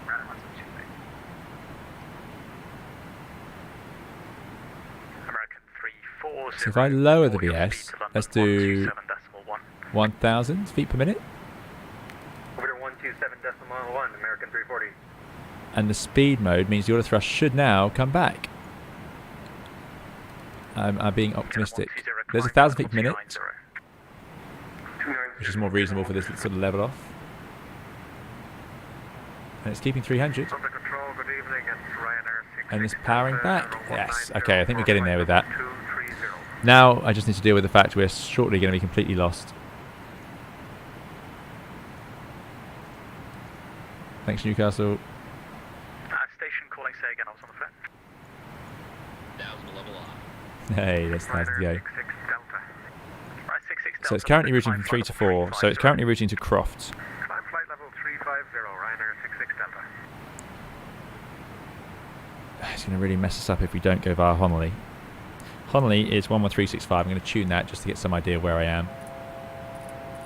11365, there it is. And Manta 302, what's your requested cruising level? Resting 390, Manta 302. Manta 302, thanks. Climb flight level 390. Alpha 390, Manta 302.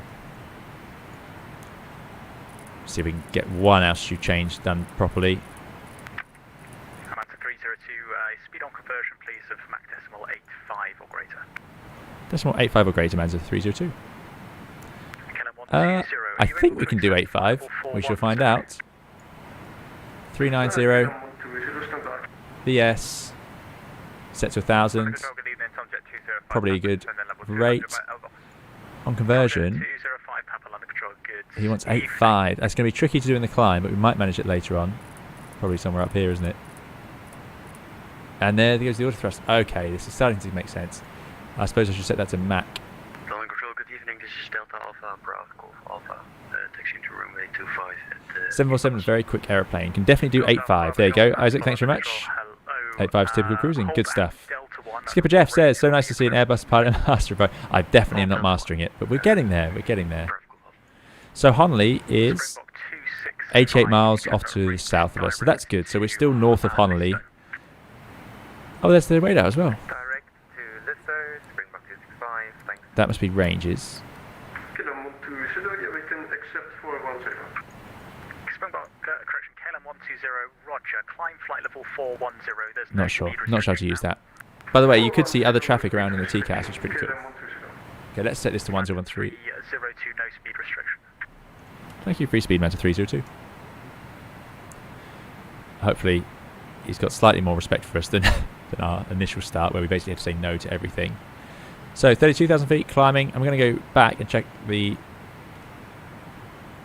Manta 302, turn left heading 185. Left heading 185, Manta 302. Oh. Runner 172, we're clear to land, runway 25. 185. 172, you are now clear to land, runway 25, surface wind 200 degrees, 7 knots. Clear to land 25, runway 172.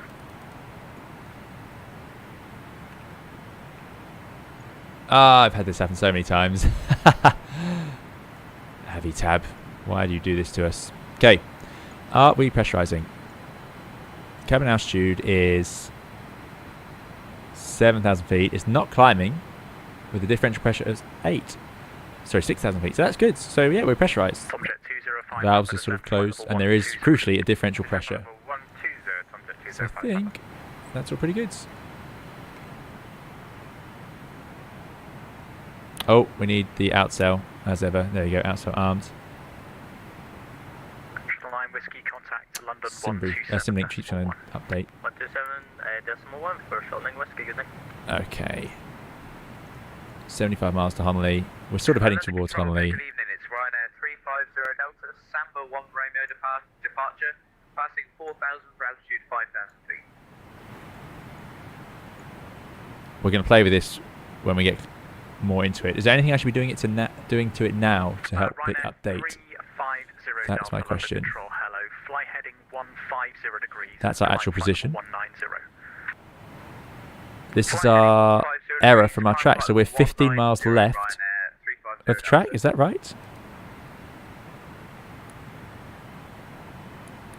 You can see the wind as well. The wind here is 239 degrees, 44 knots, so we've got a wind from the right, so we're drifting to the left. It's amazing, isn't it, how this stuff works? Very clever. Very clever.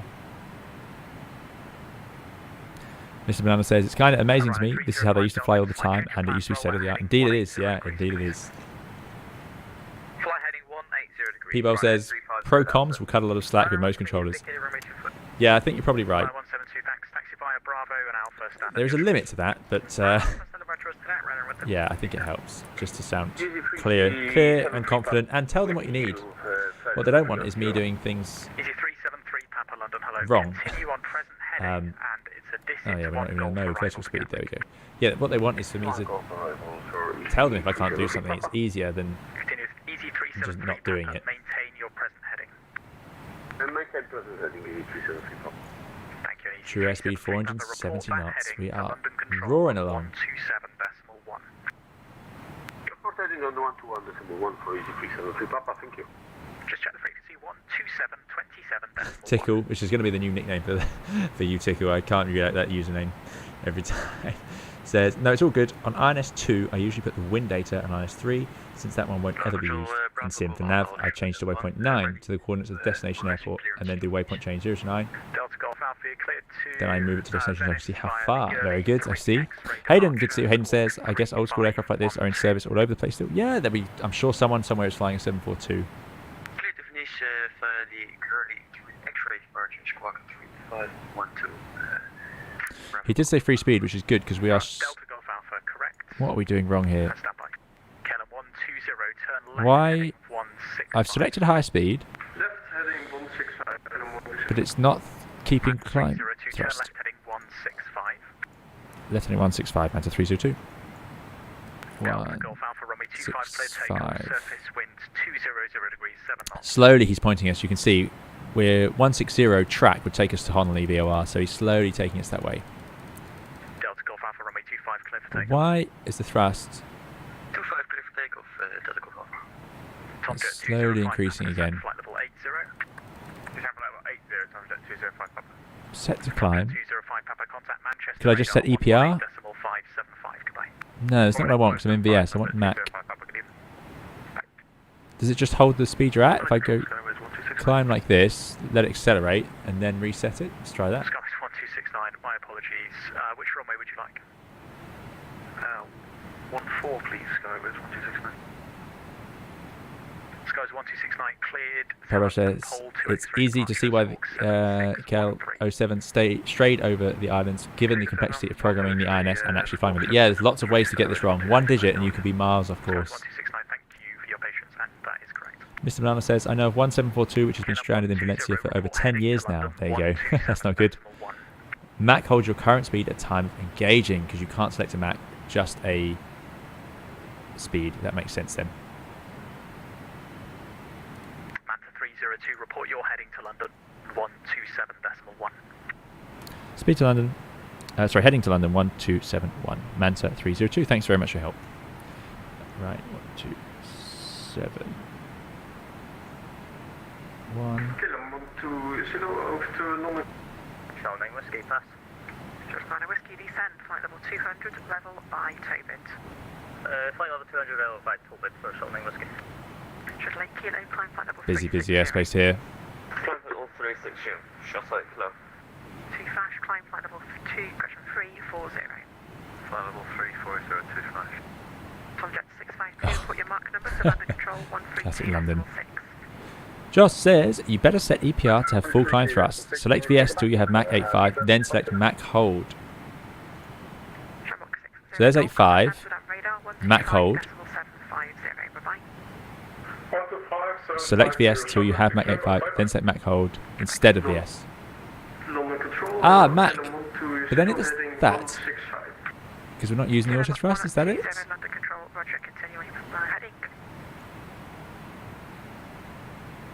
Would it now climb? Yes, it's following that Mach number in the climb, is that right? London Manta 302 heading 165, climbing flight level 390. Manta 302, London Control, roger, resume our navigation as direct, Honolulu Hotel Oscar November. Direct Honolulu Manta 302. Okay, Honolulu, 0.5. So, waypoint. Waypoint change. Do I go 3 to 5 or do I go 0 to 5? Does anyone know? Does anybody know? I'm going to turn to track towards Honolulu directly using heading. So do I do 0 to 5 or do I do whichever the current waypoint is, which looks like it's 3? So auto thrust speed is not used when climbing. 0 to 5. Okay. Thank you. 0, 5. Insert. There it is. And we want INS. Nav. And that should track us straight to the Honolulu VOR, 26 miles away. And they are lining up, 26.2, 25. There's a reason they're different. That's 24 miles to the overhead. We've got a slight angle, of course, because we've also got height towards the DME to account for. Just says EPR gives max climb thrusts. Okay. So we're in EPR then. Report your Mach number. Report Mach for American 340. Richard Dudley says, I can understand real pilots flying sims, but good grief, I can't understand real controllers wanting to handle untrained sim pilots. Thanks, Stephen Malcolm. 0 to 5 works excellently. Thank you. Runway 350 Delta, London Control, roger. Climb flight level 310. So we just need to make sure we level off correctly. Climb flight level 310, Ryanair. Climbing at 8.6, I mean, that's incredible. Much faster than I've ever been.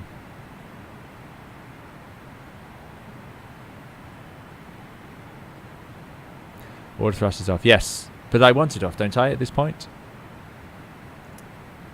Oh no, I want it on. On with EPR. And now it is flying Mach because I've set Mach on the vertical mode. This is a little vertical mode selector. Right, okay. So now it is going to maintain maximum climb thrust and Mach decimal 8.6. So hopefully we're leaving that Airbus 340 for dust. Or even that Dreamliner. I think this is faster than Dreamliner. It's one of the fastest out there, the 747. Level 146, London Control, hello, climb flight level 140.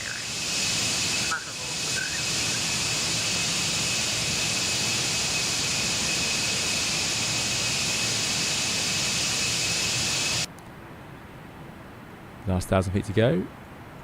Josh says you can see your heading on FO HSI.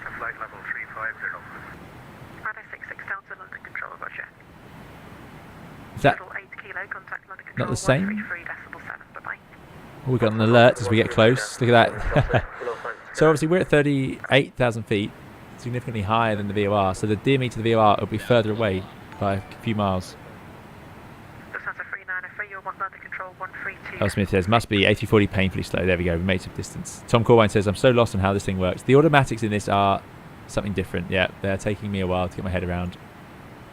Thanks, Carl, for the subscription. It's very charming, this airplane, though. I can see why people like it. I am enjoying it, even though it's difficult.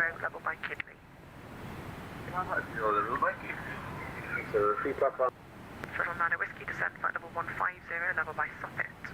150 for Socket for Sheldon Whiskey.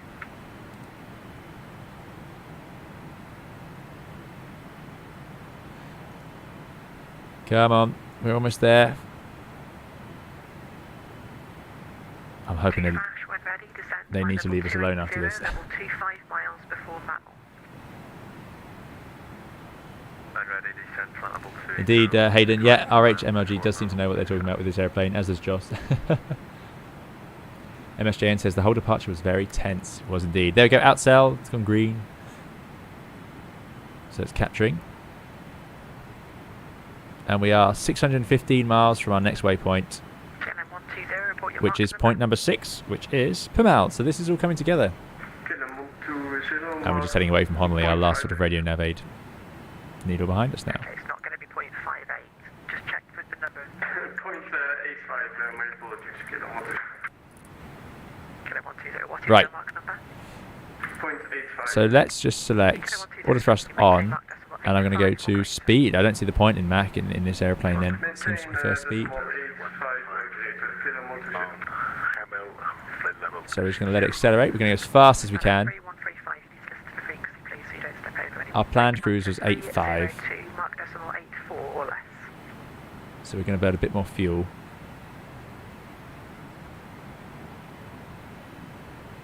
Manta 302, mark decimal 84 or less. Decimal 84 or less, Manta 302. Triple 13 kilos. Utter disaster. I was so happy accelerating there. Number 200, Tesla 13 kilo. Runway 350 Delta, resume at navigation direct Kidley. Just says level, set out hold. Ah, so now we change it from out sail to out hold. 3135 London Control, good afternoon. Do we not get any indication about hold on here? Speed 847. Seems not. And flight level 80. And set Mach on EPR limiter. Okay, so Triple 13 kilo, resume own I'll set navigation Mach when I get to 8.4, I suppose.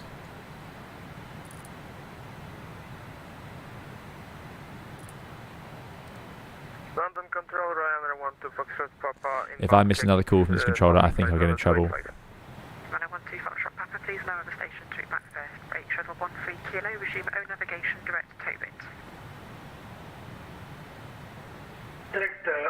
I am just guessing at these speeds, by the way. I've got no way to actually calculate it. And then I'm going to go Mach, Runway 12 Foxtrot Papa, London Control, roger. Tosca, 1 sprawling hour out for to hold arrival. that speed, which is good. Thanks for the follow, Muffin. London Control, Lufthansa 393, heading 355. And now this has no Runway 12 influence. Foxtrot Papa, Tosca, 1 alpha arrival. Alpha 1 Alpha, No. 1 Alpha arrival, Ryanair It's just 12 targeting that Mach number, which hopefully is about Alpha 393, 8.3. Control, hello, Good. climb, flight level So we're in 1 out at hold 9 mode, at which 0. is good. Flying flight level 100. Seatbelt lights are off. Thanks, Conquest Media. 120, report your mark number to London Control, 132.6. Level, set out hold, and set Mach on EPR limiter. Ah, and now 1468, go to cruise 210. thrust. There we go. That's set to cruise. Manta 302, report your mark number to London Control, 132.6. 1326, Manta 322. Bye.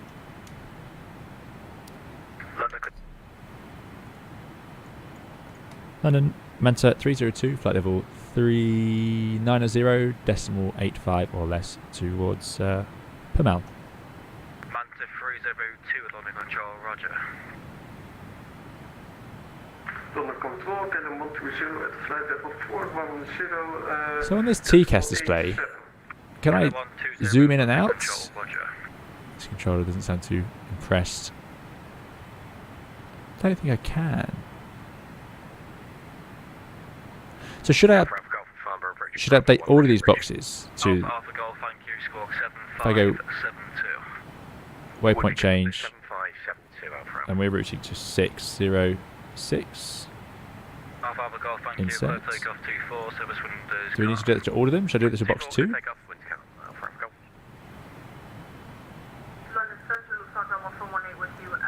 I thought it was 8.5 or less. But, oh, you think you might be right. It was 8.4. Oh, well, we're doing 8.4. This controller will be keeping an eye on that.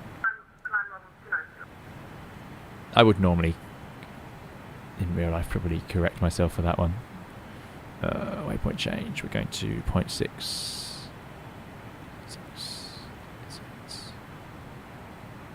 Good. Goodness me, what a departure. That's been quite something. But here we are, 39,000 feet. Let's make 4, slightly below our planned cruise, but not too far off. Procast says, just fly the 8.5. KLM in front is flying 8.7. So hopefully a bit of distance put between us. How did the KLM end up ahead of us? I don't even know what happened there. We're on system 1. What happens if we go dual system? So if I select dual system on here, does that matter for the INS? Would it use 2 different INSs? Would it use... I suppose... I mean, what would normal cruise do? Does anyone know? Should that be on dual? because now I've updated the number 2 INS. I suppose dual would not hurt. Jersey 3194 is climbing 3.5 for 5. Red flag when I do that, so I'm going to leave it on 1. Jersey 3194, hello, Lotto Control. Oh, excellent to hear all the Jerseys out there enjoying that Q4 XP, I'm sure. Okay, so what's going on in this panel then? Is this nacelle temperature? Oh, that's cool.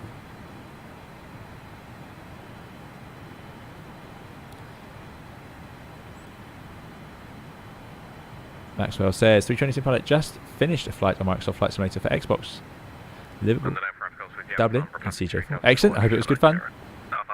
Winging it says is dual for auto lands. That might make sense. Yeah, it's an error in the flight plan. We're leaving CAS, so if we can stay at 9, that'd be great. Okay, climb flight level 9, 0.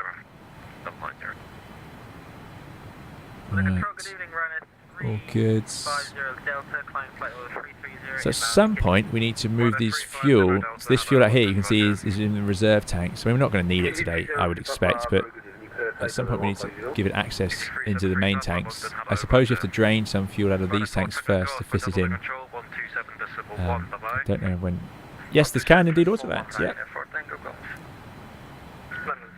Alexander Paz says, good to see that the captain is now flying real planes Boeing as well. He might chance IRL as well.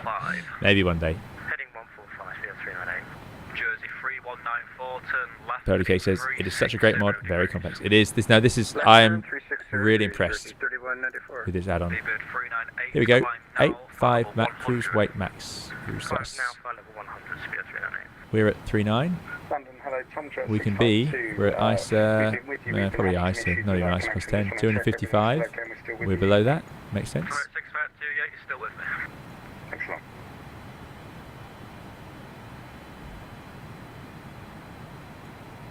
Total air temperature minus 26. Pretty warm. Shamrock 39 Mike, contact order control 127.1. I'm scared of pressing too many of these. 127.1. Good night. Shamrock 39 Mike. Yeah.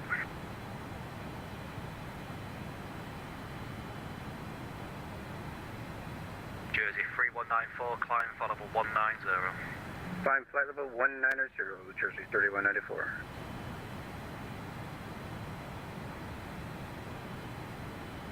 Easy 373, Papa descend flight level 80. 373, Papa. Right. What about this? That should be down surely because we turned that off already. So this is all the air conditioning and temperature control. I wonder what auto's just normal set to. Easy 154, descend flight level 80. I am going to start fiddling with these switches soon if I have to sit here for too long.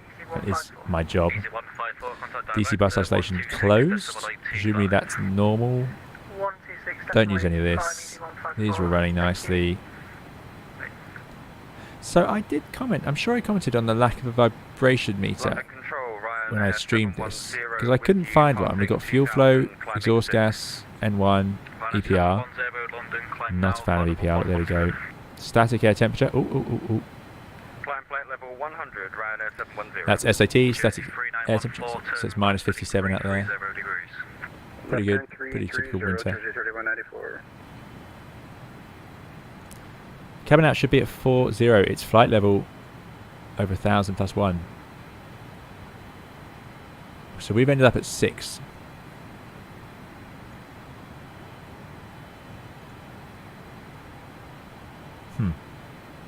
I don't know why. I mean, the diff pressure is already very high, so I think that's right. Because so the differential between inside and outside. So most modern aircraft cruise with a differential pressure of around about 8. That did change with the newer generation and the A380. The 747 series came from an older generation where they would rather nicely provide greater strength. So then they sort of went with the slightly higher, lower differential requirements of the 777, 330, 340 generation. So we are used to, in short-haul aircraft, in 777s, you'll get a differential pressure of about 8, which will give you a typical cruising altitude in the cabin of about 8,000 feet. And that's true on the A320. It's about 8,000 feet, maximum diff is about 8. But on these older aircraft, rather nicely, we get the additional up to 9 psi, as you can see here, which allows us to cruise, even though we're at 39,000 feet, which is pretty high up by all accounts. We're only at 6,000 feet cabin altitude, so that is very nice. And they're going back to that. I think the 787 can pressurize to that amount. I think the 380 does. Don't know about 350. I don't know about 350. Rebel says, the US president is flying around in one of these, slightly modified of course, but still a 747-200. That's very true. I can't imagine what that flight day looks like, but I bet a lot more complicated than even this.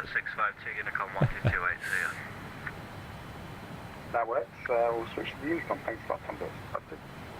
American 340, Unicom 1228. Humidifier? Do not switch on below 10,000. Let's humidify. Alpha Golf, London. How is that? Alpha Golf, thank you. Close the lead controlled airspace on track Bristol VOR flight level. I think it's all under control, he says, confidently. This is where you recline your seat, put out your tray table, start thinking about some food. Oh, look at that. So this is the option. So you can do the test. That's the first time I've seen that. And then that runs. You'll notice the mask is up here.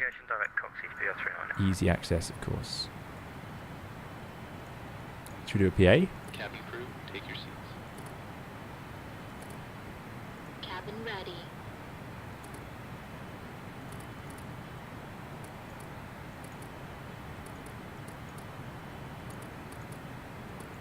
Cabin crew, take your seats.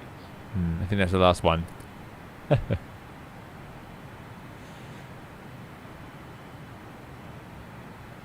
Mr. Banana says, what's the difference between TAS and SAT? Sorry, TAT and SAT? Oh, I think we can see the KLM over there. Control, good evening. November 805 Charlie Echo with you on the ground at Southampton, requesting Wi-Fi clearance. Something on TCAS ahead of us. Number 805 Charlie Echo, London, standby.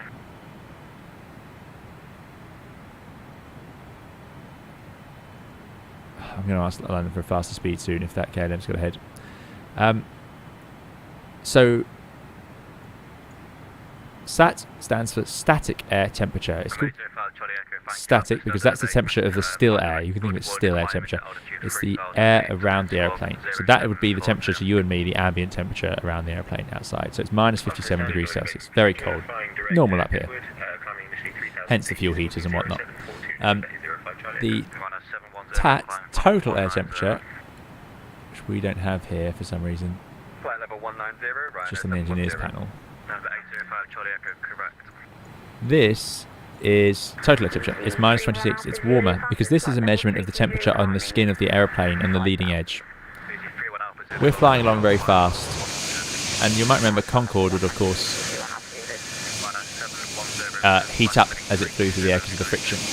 When you compress a gas, it heats up. So in this case, the air is hitting the airplane and getting squeezed and then going around it. So it gets squeezed. We've got pressure in the front of the airplane, along the leading edges, along the nose, and all over. So that squeezing of the air, because we're flying so fast, is heating it up.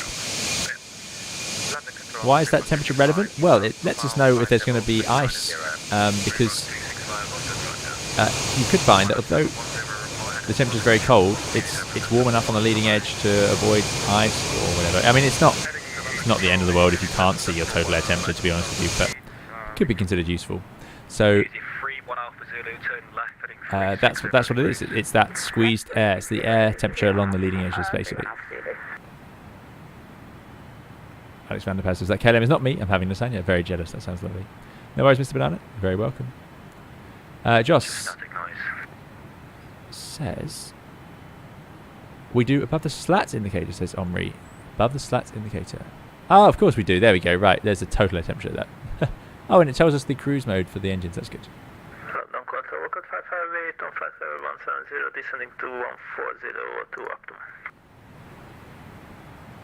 Walker 558, hello, London Control, roger.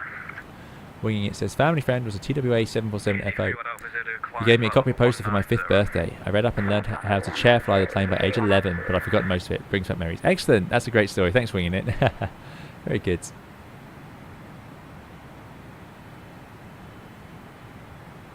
Transit 1418, contact Brussels 131.1, bye-bye. Conquest Media says, how long is the flight? My wife is giving me devil stares. It's I'm not going to lie, this is not the shortest flight. 2 hours 5 minute flight time, and I'm hoping to speed up a bit. gives us a landing time of around about an hour and 15 from now. We'll be descending in about 45 minutes. Easy 3 Alpha Zulu, turn left heading 360 degrees. Easy 31 Alpha Zulu, sorry, repeat. Turn left heading 360 degrees. Left 360, easy 31 Alpha Zulu. Control 5 open 8 Alpha Phantom requesting Alpha to Gatwick. Sorry, who? Flyer 118. Fly 118, thank you. After standard noise abatement, 20, fly Goodwood, climbing to altitude 3,000 feet, squawk 7603. Roger, standard noise abatement to Goodwood, and initially 3,000 and squawk 7603. Flyer 118. Checkpoint says it looks like a late dinner. Correct. Did you already get some? It is going to be a late dinner for me. It's going to be a late dinner. I could have started the stream a bit earlier, but I try to balance the time for regular viewers. So I figured if we start at 4, people are coming back from work still. So I thought maybe 5 is more useful. Maybe if someone's getting on the train or something after work, they can turn it on their phone if they fancy. I don't know. Swampfly says, just joined. Not often we get a 747 in Newcastle. No, indeed not. But I knew it would work because, well, A, we landed there. B, it of course, it takes the 777 from Emirates. And finally, we were just taking off so light. So we're heavy. We've got a lot of passengers and we're sitting at sort of almost the maximum zero fuel weight. But we just didn't have the fuel on board. So we're doing very well.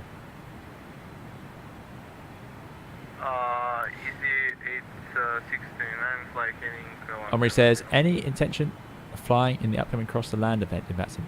Probably not. I haven't managed any of the events because of the... I think that was for us, but it said 3602, I think. 602, Unicom to you. Monitoring Unicom, Manta 302. Thanks. Easy 3 Alpha Zulu, contact London. Not sure why you thought 602, but there we go. 1228.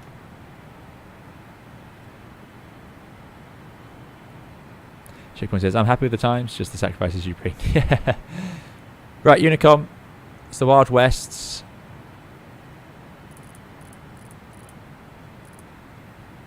Yeah, that didn't do anything. Speed?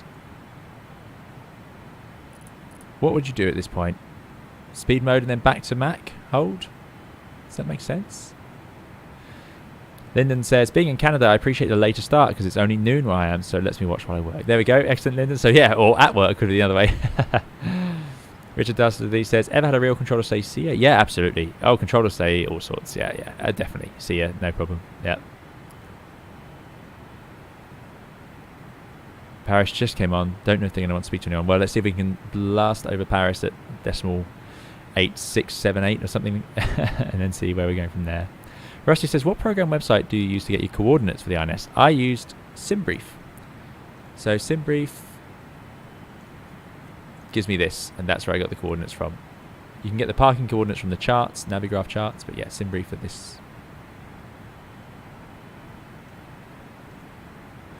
So we're heading to, done all of that, straight to Pimel, which is in a descent, as you can see, flight over 217. High MSAs. Oh no, Pimel MSA. Yeah, it's about 10,800 feet. Yeah, very high. Maybe we'll do a bit more careful planning on this one. Right, all very good. Plane seems to be managing. We're on Unicom.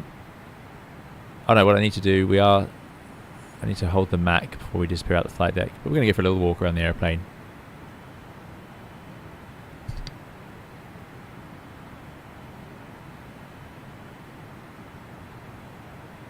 Airbus says, have you had some time to fly the F-14 under the YouTube radar? I did, not this month, but I was flying it a lot in December, the F-14, yeah, DCS F-14. It's my go-to simulator when I'm not streaming or making videos.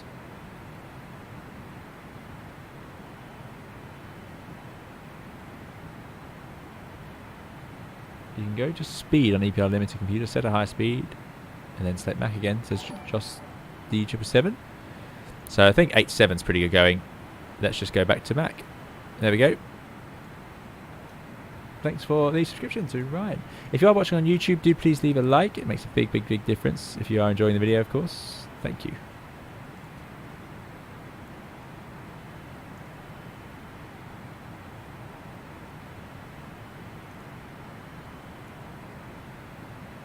Right, what else do we need to do? Cleaned up. I'm just reading through the manual. EPR limited to cruise, we've done that. Engage Mac on the EPR panel, we've done that. And it will maintain the approximate max speed, so approximately 87. That's good enough. During the cruise, after leveling off at cruising altitude, turn on supplementary vent fan and recirc fans. Okay. Well, we've done that. I thought I knew better, so I did already. With 0 to 170 passengers, no, we've got 301 to 388 passengers. No, slightly less. We've got less than 300. So set pack 1 to half and pack 3 to half. Leave pack 2 fully open. There we go.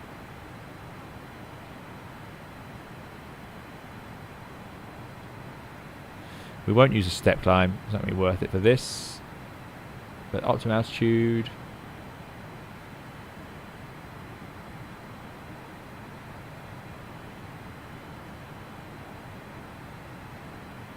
Oh, I'm not going to bother with that. But we are gross weight of 240 tons, so that puts us around 400, flight level 400. So 390 is pretty good going. Fuel management. If using fuel from the centre or balancing the main tanks, make sure all cross feeds are open before turning off any boost pumps. We're not doing that. Keep a track of your fuel burn using the flight plan. If it's in the centre tank, it will be burned first. If no fuel in the centre tank, the quantity in number 2 and 3 tanks is greater than number 1 and 4. Oh my goodness me. If this, then that. Right, so no fuel in the centre, that's us, but quantity in number 2 and number 3 tanks is greater than number 1 and 4. Number 2 and number 3 is greater than number 1 and number 4. Yes, it is. Open all crossfeed valves and turn off number 1 and 4 boost pumps. Alright, open. Turn off number 1 and number 4. Okay, so what we're doing there, so we've got,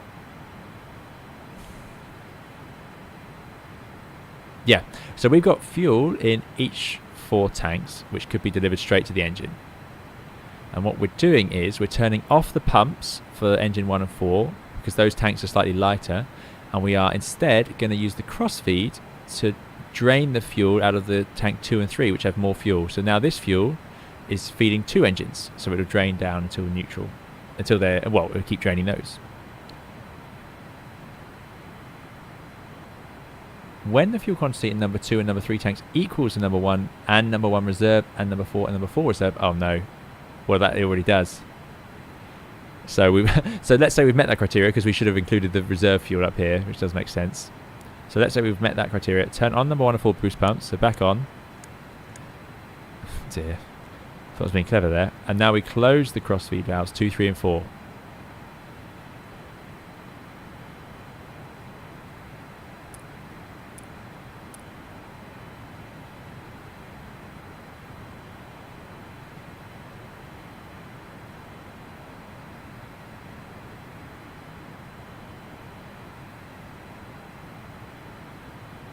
But why don't we close the number 1? I think we should close that one as well.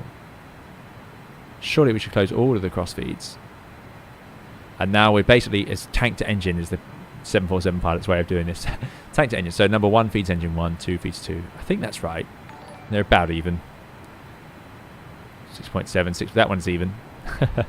So we're going to leave them all closed, I think. I don't see why we should leave this one open. And then it says, during the final stages of cruise, use the reserve tanks to feed the outer tanks. So when the number 1 and 4 tanks are at 2,300 kilograms or at top of descent, whichever comes first, open the 1 and 4 reserve valves. So they're already there. Oh no, hold on. When number 4 tanks, so they're at 5 tons, so we leave them alone. When they get down to 2.3, we're going to open up those and get the rest of the fuel in. That makes sense. Right. Victor Tango, thank you so much, Victor Tango, for all your hard work moderating, and that's a very generous donation, $33.94. Thank you, Victor Tango, who says, hello, Captain, a small token of appreciation for your wonderful aviation streams. Thank you so much. I'm really glad you're enjoying them, Victor Tango. And as I said, thanks so much for all your work. That's incredibly generous of you. I really I never know what to say to that, but yeah, thank you. Really, really appreciate it. That is very kind of you.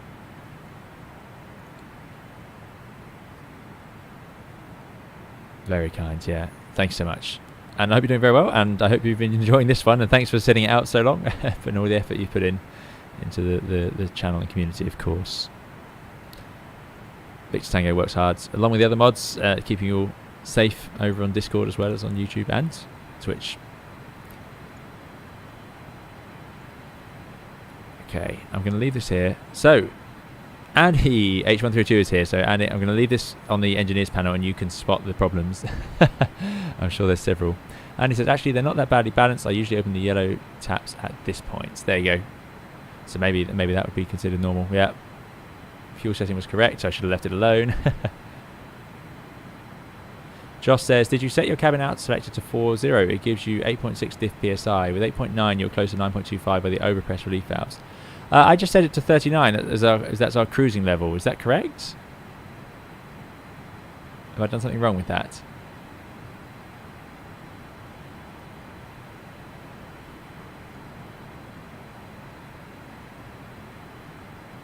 I did set this, the barrow. Should I have set the barrow to standard, and then it could have adjusted from there? Aha. So if I set this to 1013, so 1013 somewhere there, is that now going to reduce the diff? Because we are cruising on a standard, so I should have left this as a 1013 because we're at a flight level. Is that correct? That's possibly what I'm thinking here. And now it's climbing, which will reduce the diff down to 8.6. Stephen says, number 1 is open to maintain pressure. So number 1 should be open. Is that correct? Jaden says, is the top altitude of an A320 39,000? It is indeed. Oh, VATSIM have contacted me. I'm going to get in trouble. 1281, they contacted me twice.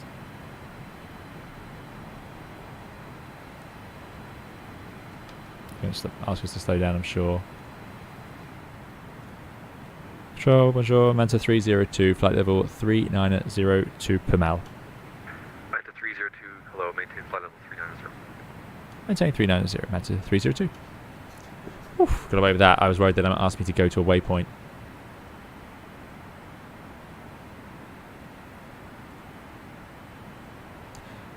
Right, thanks Hayden for hitting like.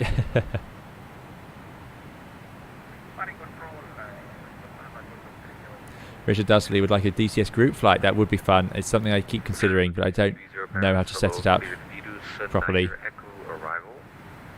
level 150.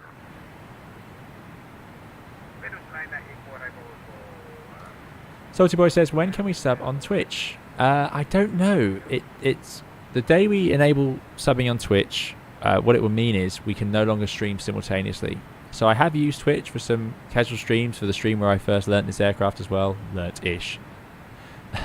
This aircraft. So it's going to be up to you guys if you'd like to sub on Twitch, which I really appreciate. Thanks so much for the thought. And what it will mean is full flights would be on YouTube, and then some flights, maybe more varied ones, and the group flights, that sort of thing, would be on Twitch. Now I can understand the reason is Twitch won't let us have the affiliate or partner role or whatever it is. They won't let us have that and also stream simultaneously on YouTube. So at some point, if we're going to allow subscriptions, we're going to have to choose. So it's going to be up to you guys what works best. But I had great fun with the Twitch where I could stream different things, not the full flight. So it depends if you guys are happy with that. More casual, learning new airplanes, messing around with Concorde, doing the group flights, doing some DCS, doing the challenges or the Reno air racing, stuff like that. All of that we've done on Twitch, which I do enjoy a lot. So yeah, thanks for coming along and moderating, Andy, as well, of course. Andy's had to be washing the truck. I hope it's doing well. Hope you're enjoying it, Andy. Thanks for joining us today. And thanks again to Victor Tango for that very kind donation. Really appreciate it. And Typhonos, thanks for following. Andy says, the fuel crossfeed and balancing is a lot more fun on a long transatlantic. You certainly don't get bored in the cruise. No, there you go. Plenty to do. And thanks again. Yeah, Victor Tango. Appreciate it. So everyone says keep one crossfeed open. Okay, so I should have trusted the Felis manual. It's very well written. You have to add 1,000 to the cabin selection, says Joss D. Okay, so by setting it to standard, it seems to have gone a bit more reasonable. 8 and a bit, 6,200 feet. We'll take that. Lauren V says all French ATC give you is direct to the other side of the airspace. Yeah, it seems to be. The airways have disappeared. Andy, we did find the aft cargo heat switch because I asked everybody. I remembered you saying it's hard to find, and I'd lost it entirely. But yeah, somebody in the chat very kindly helped me out with that. Do you think we'll get any controllers in Barcelona? It seems to be some arrivals. Could do. Evening time in Europe, I would imagine there could be. I'm going to have to ask them for the very specific non-ANAV arrivals. 11 Clark says YouTube is a much better platform for flight simming. There you go. Checkpoint says, how about subscriptions on YouTube? We'll still be able to stream on both platforms then? Really sounds like a vendor lock-in, what Twitch does. Yeah, so we could enable sort of joining on YouTube. That is an option as well, something we don't have at the moment, which could be an alternative to subscribing on Twitch, and that way we could keep streaming on both. That is an option. Because of course, subscribing on Twitch does generate revenue for the channel, so that's the pro, as it were, of doing that. Which, you know, obviously we then use to get hold of the hardware and the airplanes and the scenery and so on. Tomjet 652, leave my airspace, switch to 122 decimal. Science and Engineering says the lower pressure in newer aircraft is not only about structural integrity but also energy. The air bleed uses a surprising amount of energy in the 78 as well as the 350. There is a turbine. There you go. Very good point. So more efficient aircraft can pressurize slightly less by having less bleed air tapped off to pump into the cabin because they don't have to pressurize to such a high PSI, and therefore makes sense that would be a little more efficient. But now with the 78 and 350, the 78 of course doesn't even use bleed air for pressurizing the cabin, so it doesn't matter. A very good point. Thanks, Science and Engineering. I like it.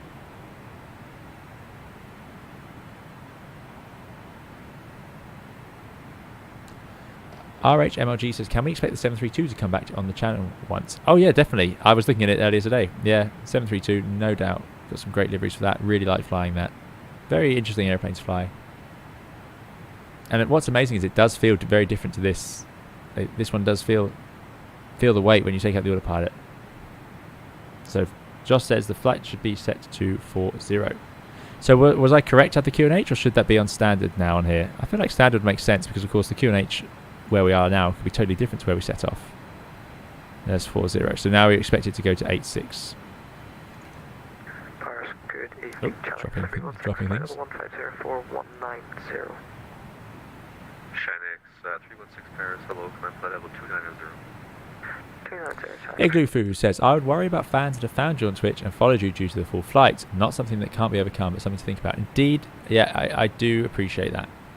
Because of course initially all of our followers on Twitch had found us through YouTube, so I've sort of trapped us because I've done I didn't think I'd do so many full flights on Twitch, put it that way. So yeah, we could just alternate, but that would get confusing. I can understand that's not ideal, so perhaps allowing people to join the channel on YouTube could be the answer. Because for the moment the waiting is there's more of you on YouTube than Twitch. There are, what have we got? We've got 217 of you right now on YouTube and 83 of you on Twitch. So thank you all for coming along. I really appreciate it. And by the way, don't worry, nothing's going to change soon because I am incredibly slow at changing these things. So expect more of the same for a while yet. P-Bowl says, I find the interaction on Twitch much easier. It seems more streaming oriented. Yeah, so that Twitch has some big advantages for streaming, including on my end as well. 11 Clark says, has super chat, very kind super chat, £1.79, really appreciate it. 11 Clark says, hope we get some controllers at Barcelona today. Fingers crossed, but what we do have is some nice scenery. We have scenery for Barcelona town and the airport from Aerosoft and Sock Simulations, so thank you to them for sending that over, and yeah, that should be nice to fly into. But yeah, maybe we'll see a controller as there's so many of us heading along. Yeah, so Twitch, the key advantage of Twitch is if we have an interruption in the signal, I can continue streaming on Twitch without losing anybody. It doesn't start a new stream somewhere else, whereas on YouTube that can happen. However, it's better these days, but still, because we've had many streams get interrupted and then I have to restart on a new one. Very, very frustrating for everybody involved. So I do like that aspect of Twitch. Yeah, I find it easier, and it's got less delay on it as well.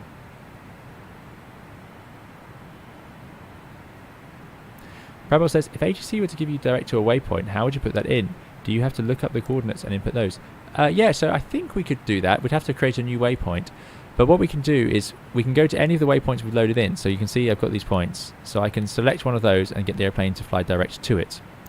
Now, in the real aircraft, it only goes up to 9 waypoints. But what you could start doing is changing waypoint 1 and start from the beginning. So I could go to, I think, someone correct me if I'm wrong. If I go to waypoint 1, I could then insert a new waypoint now because we're no longer using it. We're going from 5 to 6.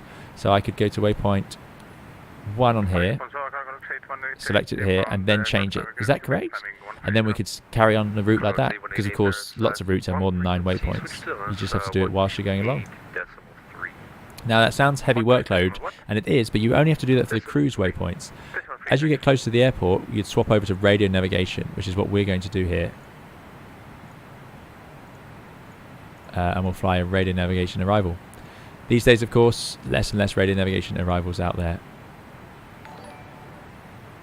But thank you again to 11 Clark and Victor Sanger for those kind donations. Thanks for the subscription to Chrissy. Ethan's Aviation says, what do you think of the X-Plane 12 A330? So I just saw that before this stream, and yeah, I think it looks great. It does look really good. I like some of the graphical updates we're seeing in that simulator as well. I'm optimistic about some of those. So yeah, it looks very good. We need to get our hands on it to find out how it flies. Richard says, is a pilot a well-paid job in England? It is in Hong Kong. Depends, not always, and you're in a lot of debt when you start becoming a pilot. Yeah, so if you stick with it and you get into a good job, then it can be well paid, but it doesn't start like that. It starts with very low pay, and it usually starts with a lot of debt because, of course, flight training is very expensive. The flight cabin out selector, the one you set to 39 should be set to 40. Yeah, so if you've done that now. Freddie says YouTube doesn't seem to be too heavy on the internet. No, and YouTube's doing better at streaming these days. And he says, I'm a member of Piedmont Virtual Airlines and they're bringing Ward Air Canada into the mix soon, so I'll be flying this from CYYZ to Birmingham soon. Excellent, enjoy that, Andy. And he's a big fan of these retro aircraft.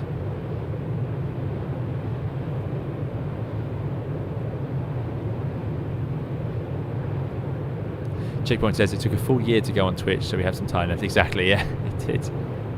See you later, Victor Tango. Thanks so much for coming along. I hope your FO is doing well. Thanks so much for taking the time. Thanks for your donation. Lauren V says, hope you approach on runway 25 right then. It is preferred for landing. It goes right down to the harbour. Yeah, 25 right, beautiful approach in Barcelona, and that's what I'm hoping for too. In-game ATC is provided by VATSIM on this one. QNH just to 1013. Thanks, Joss. Before descent, you set your cabin altitude field. Ah, so we need to change it before descent.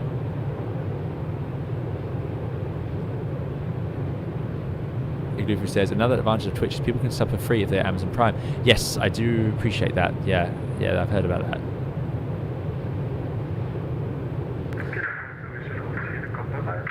Checkpoint says, if enough people join on YouTube, we can get you some fancy connection.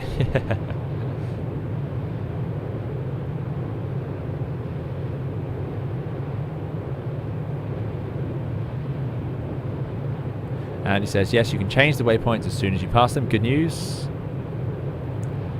No worries, Pebble. Pebble says, this is a lot more involved, fun, compared to the more modern 320 or 787s. It's very different, yeah. But it does restrict the sort of approaches we can fly, of course. And it says, Heathrow to JFK is around 17 waypoints if you only key in points where there's a track change, and that track point, I generally update them in a block from 1 to 8. Matthew Presley says, how's the industry going over there? It's still not recovered fully. It's not done as well as America's recovery. Part of the reason is we've had, It's effectively like having lots of regional lockdowns. We've got lots and lots of countries in a small space in Europe. Every country coming up with their own rules. So you'll have noticed recently the UK was tourists were blocked from going to Germany and France because of Omicron. Lo and behold, not long at all later, those two countries had more cases of COVID per day than the UK, and the result was those travel bans were lifted. The UK didn't actually implement anything in reverse, which has been a surprise and a relief. So the UK didn't stop people from France and Germany re-arriving in the UK. So that's good, and we're seeing a maturing reaction to these waves, which is more resilience in the industry, which is what we need. We need that resilience, otherwise it's just utterly fatiguing on everyone's mental health. Manta 302, leaving my airspace, switch to 122.8. 1228, Manta 302, thanks for the help. Back on Unicom. Yeah, so that's been the change in the in Europe, certainly. But it was frustrating to see those travel bans put back in with seemingly little reasoning. It made no difference.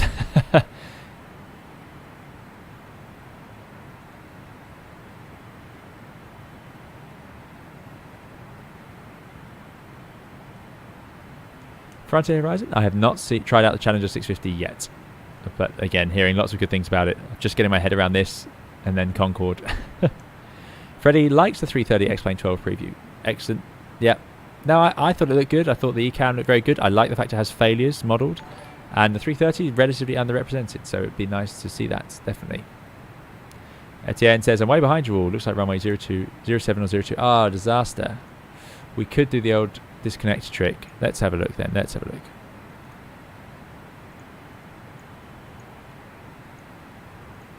Yeah, light winds, but potential. Is there a controller there?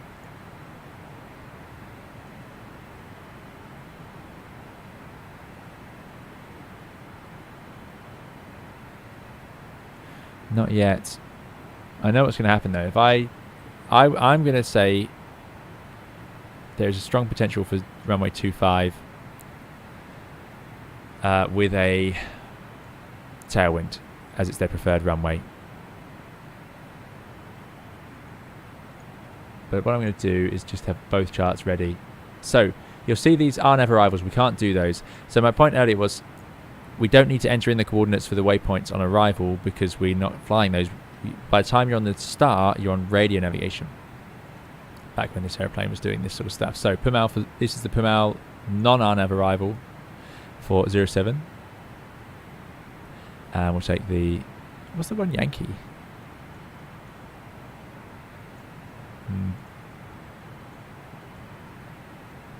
I think that's rarely used. I'd expect to go via Sabadell or Calais. Okay. Thanks for the follow, Gens.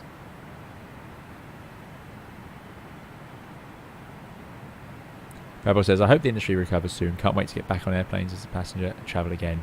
The bans are useless by the time they get around to identifying the variant. It's already spread. That seems to be the theme, and it seems that the industry is, or the governments are reacting more along those lines now. Because if you look at the track record, okay, no, we're not talking about this. We're not talking about this. Lauren V says 02 usually used for landing at nights. Yeah, I have seen that recently, but not something I've done before. But I have seen it not used, but quite unusual.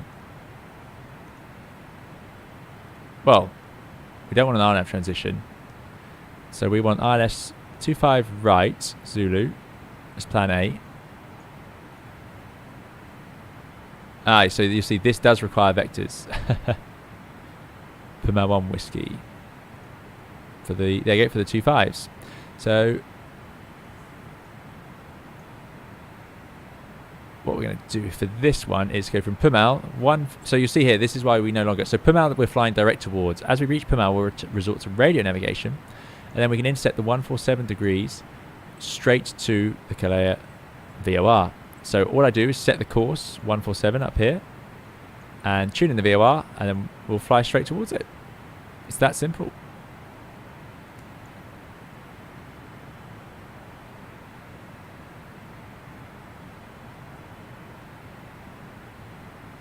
that simple. So we'll head towards the VOR, and then we'll enter the hold in theory, and it seems radar vectors. The transition, and this, by the way, is obviously the alternative. If we're flying onto 07, you'll head down to this other VOR, Sabadell, which is the initial fix. Enter the hold, and that's cleared from air traffic, and then expect radar vectors. Richard says, ask the controller for a precision approach radar approach, just to give them something new. There you go. Lauren V says, I landed 02 for across the pond. By the time I arrived, it was after 2300. Okay, so 02 is also an option. So what I was going to say is we don't have a non-RNAV transition, it seems.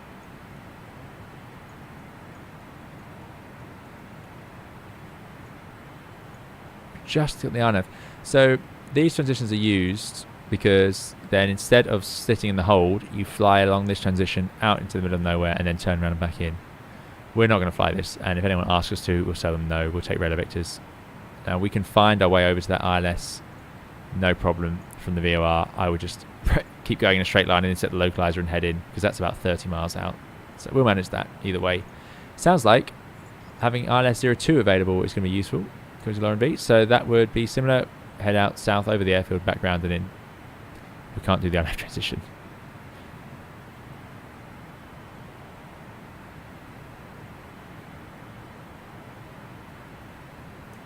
Good. Right, okay, so to do that, we'll have the VOR tuned, and then we'll swap it over to the ILS-DME frequency at some point. We did manage to get this to work last time. I was very happy. So, yeah, we've got ILS mode up here. Sorry, ILS mode. So, go from VOR lock to ILS. No problem at all.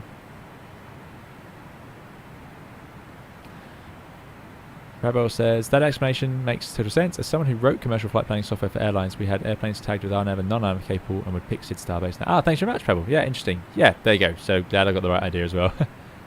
Anders says, how does the pilot's work week look like usually? Good question. Depends where you work. But often pilots work shifts, obviously, shift working. So wherever you fly, you'll be flying weekends. Late nights and early mornings, nearly always. If you fly cargo, you'll probably fly overnight, more passenger, more daytime. But that's not an absolute rule. You could find a mixture. In general, though, flying for a passenger airline in Europe, you can expect early mornings where you finish sort of up just after lunch, and that would be considered an early shift. Alternatively, you'll do a shift in the afternoon where you've come to work about lunchtime, finish late at night, or even very early morning. And then there are some airlines, especially holiday airlines, flying longer routes, that you'll do overnight stuff. Maybe you'll report for work at 6 or 7 in the evening, finish at 4 or 5 in the morning. Cargo, I'm not familiar with. I think cargo flying is less flying and more sitting around waiting, but overnight stuff. But cargo pilots tend to very much enjoy it. Long haul, totally different. Yeah, long haul. So for short haul, that would be the typical sort of patterns, and you'll do that 4, 5, 6 days in a row, something like that. And then you'll have a few days off, maybe 2, maybe 3, maybe 4, depending where you work and how much flying you're doing. If you're doing long flights on those days, you can't actually work you can't do a 5 days on, 2 days off, 5 days on, 2 days off, if you're also flying a lot of hours during those days, 8 hours a day, because you run out of actual hours. Now remember, that's 8 hours of flying, that's not 8 duty hours. An 8 hours of flying day will often mean 12 hours of duty.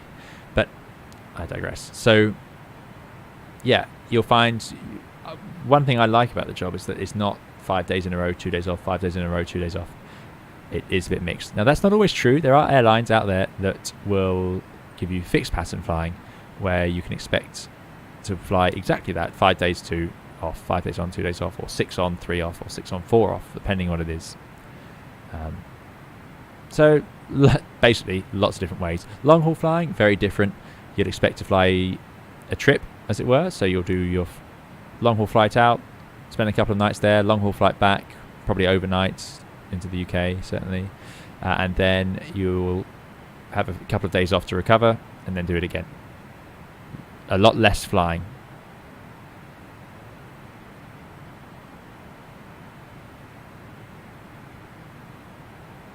Matthew Presley says, in the States, it's a whole can of worms with how we bid. We'll start a 4-day trip flying from 4 p.m. to 1 a.m.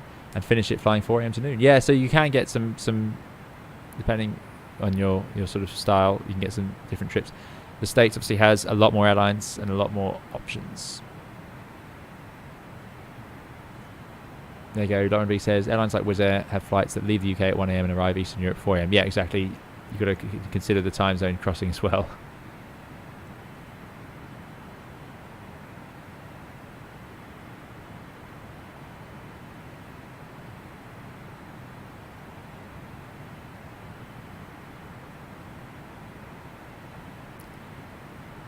So, yeah, that's a very long answer because I suppose there's actually a million different things, many different options.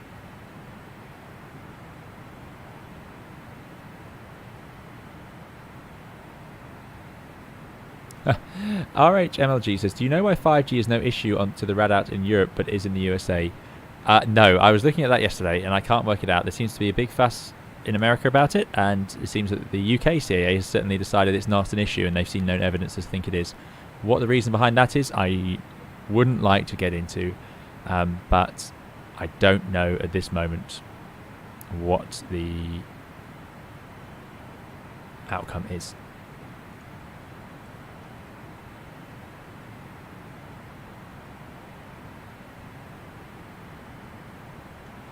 Tickle says, when it comes to fighting for this plane, I usually put in the remarks I can do en route RNAV nav, but can only perform conventional SIDs and stars. The controller's happy with that. Good idea. I'll do that next time. Yeah, good idea.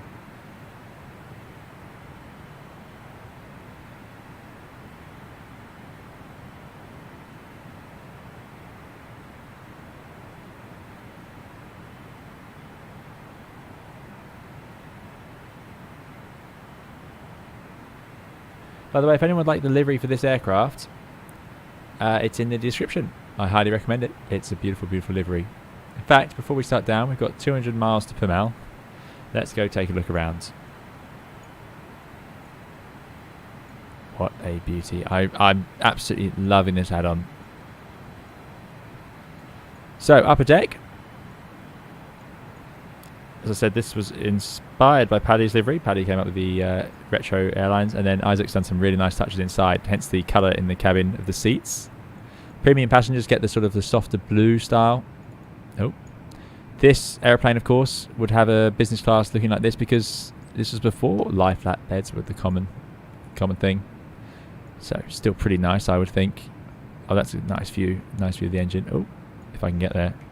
No, I can't. Try again downstairs. Spiral staircase, the height of luxury back in the day before. I don't think there's toilets. I have not checked. No, you can't go in. Yeah, this was the luxury staircase before the A380 came along and ruined it with the excellent straight staircase that it has.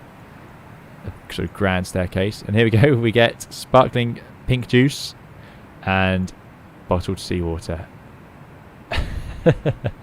Nice touches. Very nice. Thank you for those, Isaac. So yeah, that's what's being served to our guests. Again, more premium. Watching one of our old live streams in the DC6, no less.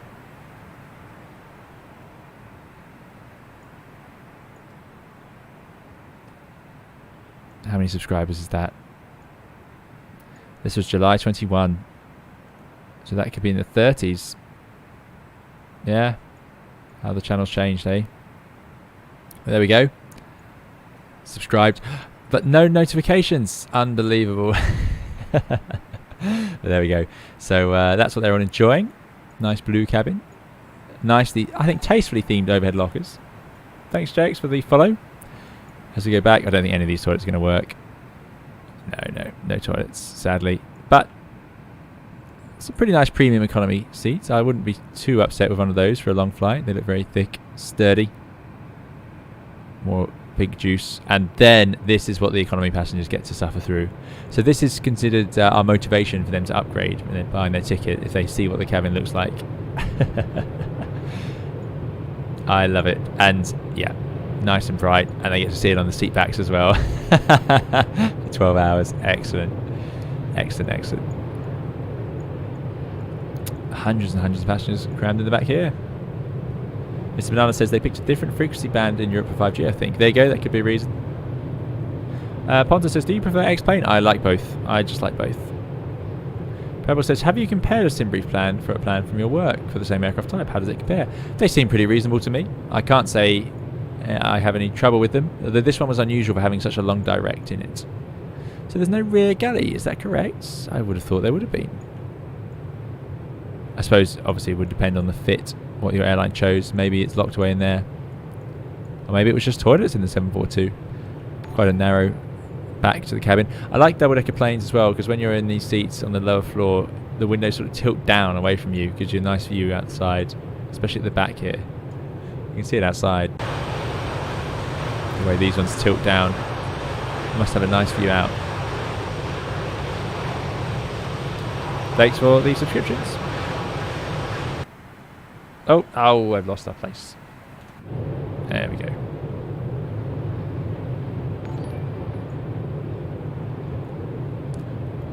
Thanks, Henrik. Thanks, Pontus. Thanks, K Horn.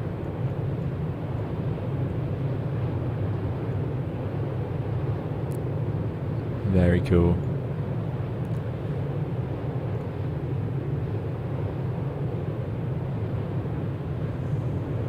Matthew says, my life would be so much easier if schedules were simpler. There you go, indeed.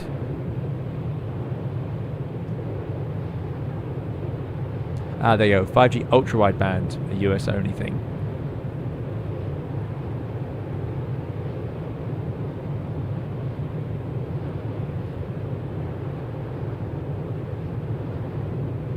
Ah, there you go. Matthew Presley thinks that the antennas, they're pointed a different way in Europe.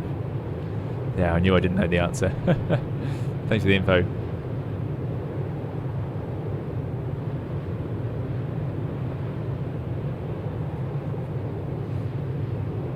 Hope you're doing well, Turtle Kayak, if I didn't say hi already. Igloo says, 12-hour flight, no trade table. Indeed, sorry, you can just have the seawater. RHMLG says, I heard in real life that the 747 had quite a lot of body bending when looking from front to after. You can notice it. No, that would be a bit unnerving. RJP says, I painted the FS Labs interior and added IFV. There you go, very good. Galley is around door 4, says Lauren V. Pack the toilets in the rear. Okay, makes sense. And a lower deck galley. There you go, could do. JB, thanks for the follow.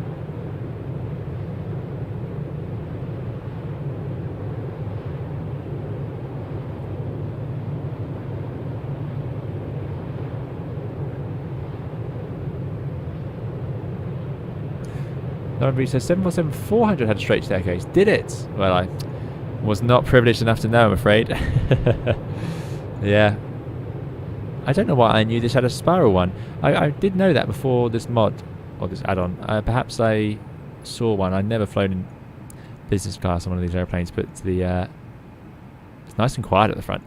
But yeah, I certainly must have seen it when boarding or something like that. Yeah, look at this. Its own bar for the front section.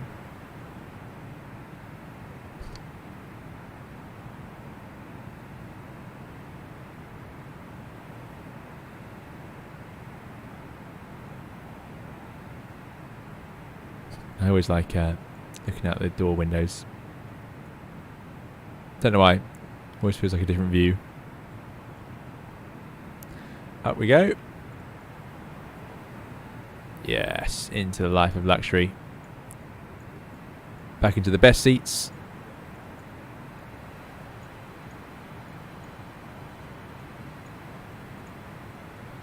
Gonna keep that shut. I wonder where the bunks are. Long haul pilots always have to have beds nearby. So we've got a couple of jump seats. They don't look, to be honest, not the most comfortable looking in the world for a long flight. Extra cushions on the engineer's seat. Thanks for the follow, Aaron.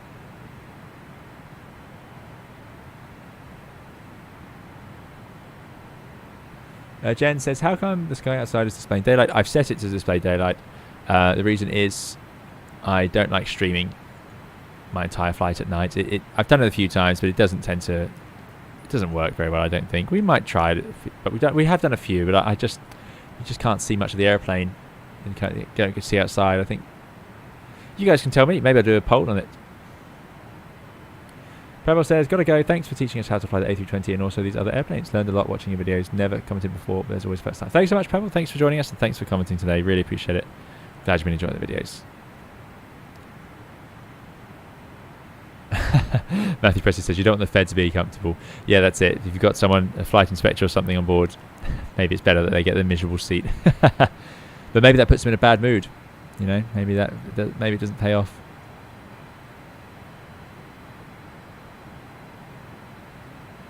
Good. Okay. So next step then, we've got to figure out how we're going to do this arrival. 145 miles to go to Pimel. Let's just check. Do we have control? Let's copy down the weather.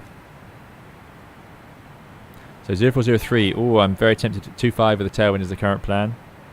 8 degrees. QNH of 1031. No significant weather. Thanks, Doc Rosso, for the subscription. Still no controller and no ATIS. Good. I'm holding out hope. Tom says the replay doesn't look as good at night. I like day better. That's true, Tom. The only thing I will say is X-Plane does look...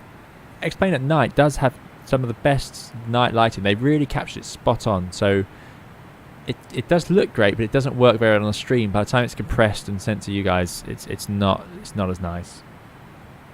That Cirrus pilot says if you were talking about 4G signal in flight, 1 in 4 ground stations in the US point up, so that enables reliable 4G up to about 10,000 feet. We don't have that in Europe. There you go. Interesting.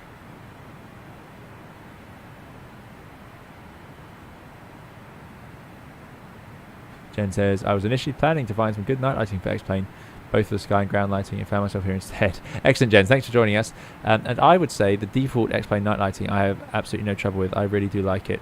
I think it's very good. Matthew Presley says, I had one hitching a ride a few years ago. No APU and a single pack in August in the middle of the afternoon. That poor guy was drenched and swept by the end of that one. Yeah, classic. It's always the hottest day of the year is the day you don't have an APU. Always. Especially one pack in Octave as well. Brilliant fun. Right. So, sticking with the plan then, we're going to fly this arrival. We're going to go from Pimel, course of 147. So I might as well tune that now, I guess. I don't see why not. 147. And yeah, okay. Yeah, 147. Take that to the VOR of Calais, 11535. So I'll probably tune that now as well. 11535. And that's it. It's that simple. So Pimel is point number 6. When we reach it, I think there's a way, some more information on here we can get time. What does time tell us? Does anyone know what that means? 125, 15.9. I'm sure there's a way to see exactly how long it will take you to get there. Wind is 194 at 28. 100 and... I don't know what that's telling us. Desired track. There you go, there's a current track, 167 effectively. Tom says, as far as I know, RA interference has been demonstrated in the lab but not observed in real life. Yeah, that seemed to be the UK CAA's argument.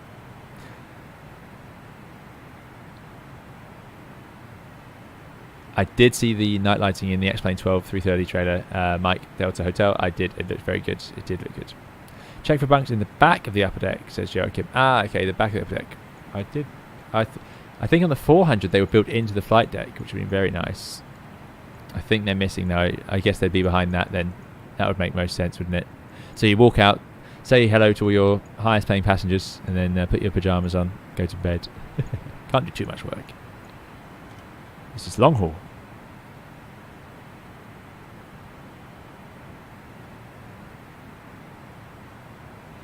Cool. So that is the course, and that will take us to the hold. Then we're going to take radar vectors, or I think just go straight on, make a right turn to intercept the ILS, which is here. I'm actually going to write this out for 25 right.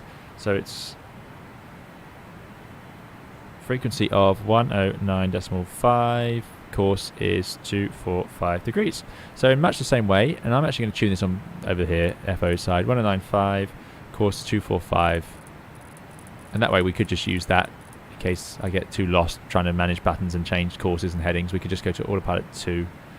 Or no, sorry, we could just use number 2 and use that and then select ILS, and it should fly the ILS for us. And when you do that, it does arm on here. It's great. It does tell you the FMAs.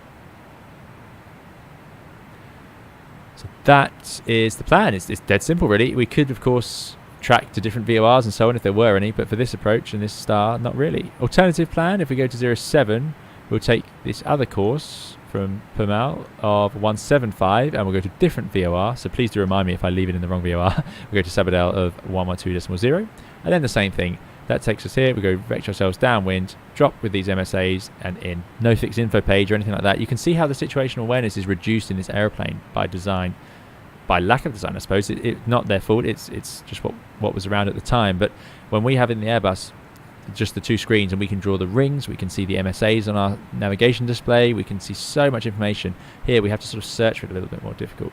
Now, keeping SA high is our responsibility and we can do it anyway because I can see where I am. So in my mind I need to work out where I am on this chart. So I know I'm heading 167, something like that, pointing straight towards Permal.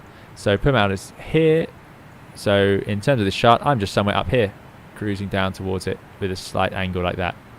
So that's pretty good because for this approach it'll be straight on. But if we go over here, we'll have to get to Permal and make a slight left turn.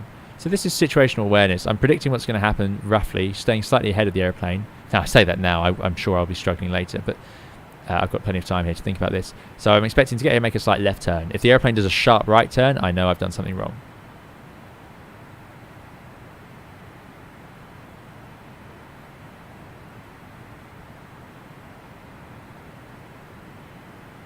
Mr. Banana says, my grandparents once flew on an SAS 747-100. The only thing my grandpa said about the flight was how much he hated the fact they only had 3 to 6 windows on the upper deck. Wow, your grandpa was doing very well to even have that concern. Excellent. Good. Right. Performance. Let's do a bit of performance. So, performance calculation. Landing, please. And we're going to land... Got options of flap 30. What is the normal landing flap for the 742?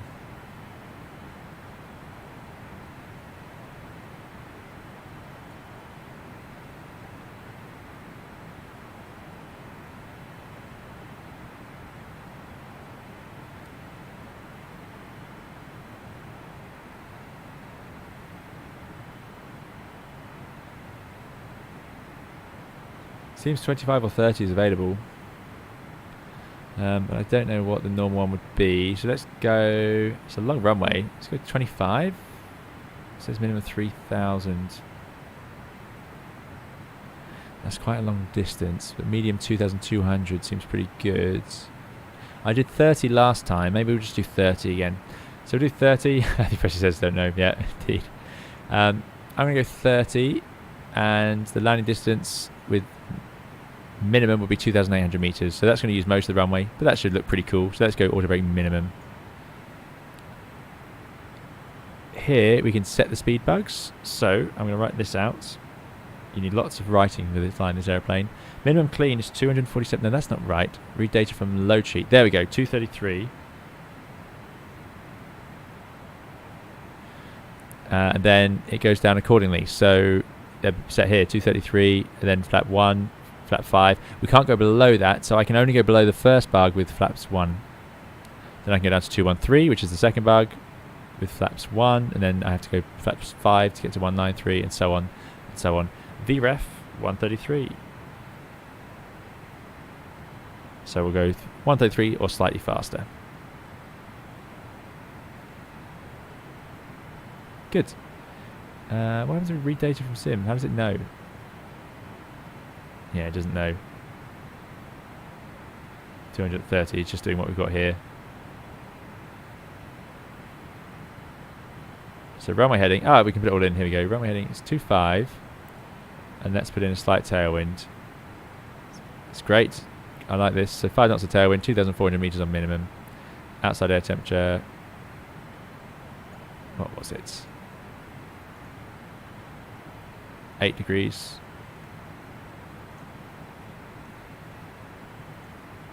So you're not missing anything with this add-on. You can do it all. I like it.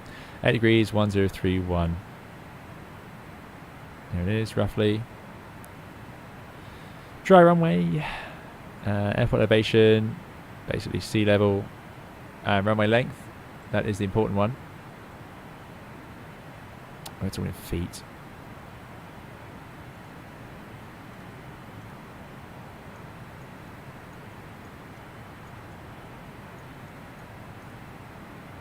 Here we go.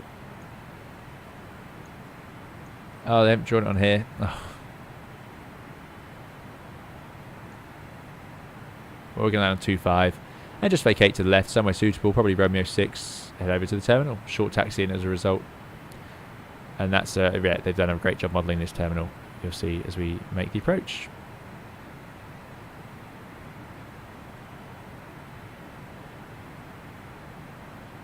This is an old style cockpit, Jay. Yep, indeed it is. Right, looking for runway lengths just to make sure we don't embarrass ourselves. So landing on 2.5. Right. Beyond the threshold. No, it's beyond the glide slope. Well, it's 3,000 metres beyond the glide slope. So plenty of room. Good. We'll have to sort out the other charts when we clear the runway, or we're going to have too many options going here. Right, so there we go. That's our landing performance done. Assuming we do land on 2.5 right, let's put in the minima.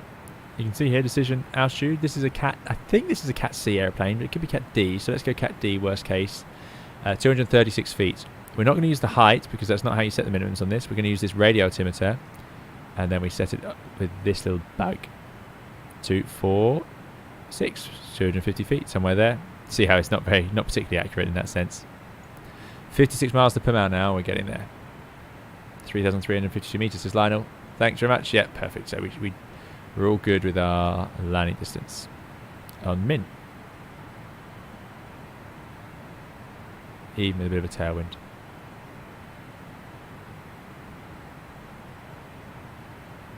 I see. So if we reduce that down, they go in amber and red. That makes sense. Great. What else do we need to do in here? Done the minimums, done the performance, got the speeds. As we get closer, we have to switch these from INS, which is what is used in Navigate now in nav mode, to radio. So we'll put it into heading, align the heading bug, and then put it into radio. And then we can fly the VOR. No, I won't do that yet. I'll do that as we get to per mile. We are storming along at decimal 87 though.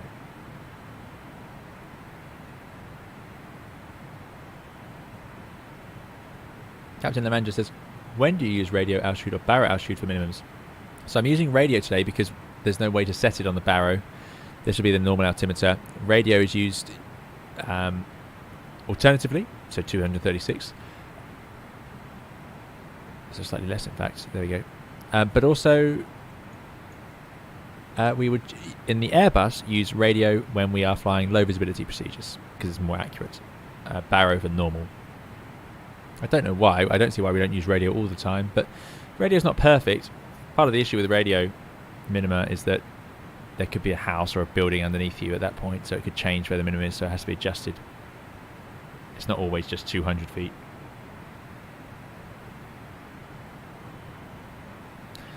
Right.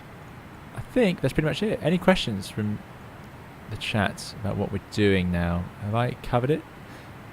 We've got terrain issues the whole way in, so we'll be aware of that.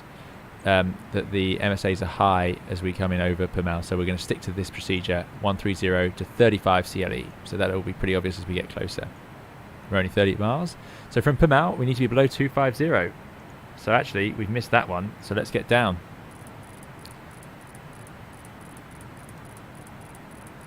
Classic approach on this channel now that we're going to be storming in basically the speed of sound. So let me go to the guide. Oh yeah, and let's sort out the fuel tanks. So we're going to open up these outer tanks and let that fuel run into the inner. And they're all running effectively tank to engine.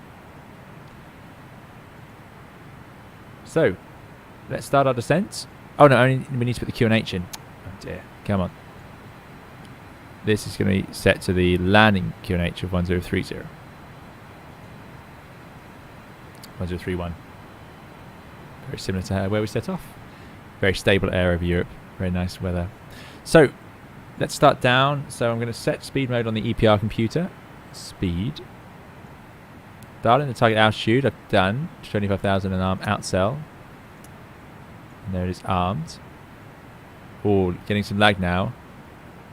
I think it's just loading up the Barcelona scenery. Disconnect the auto throttle and retard the thrust levers to idle.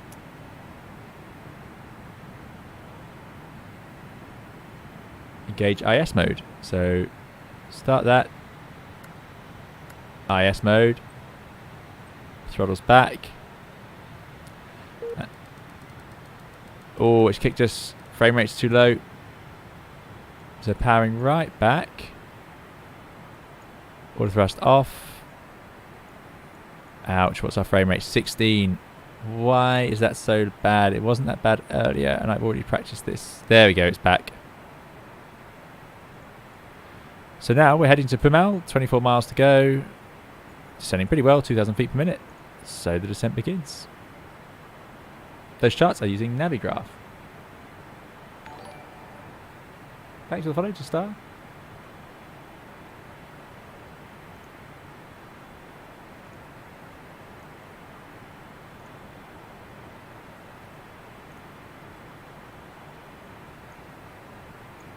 Okay, we're back on VATSIM.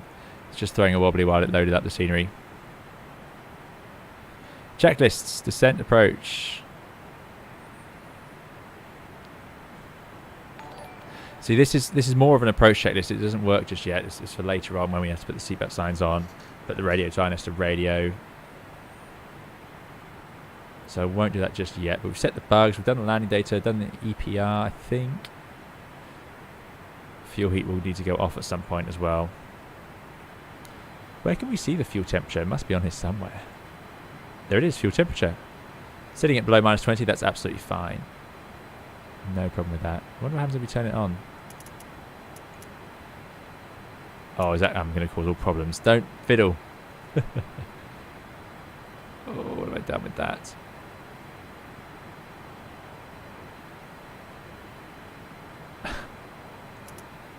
If I turn it to off, how do we get that to not be open anymore?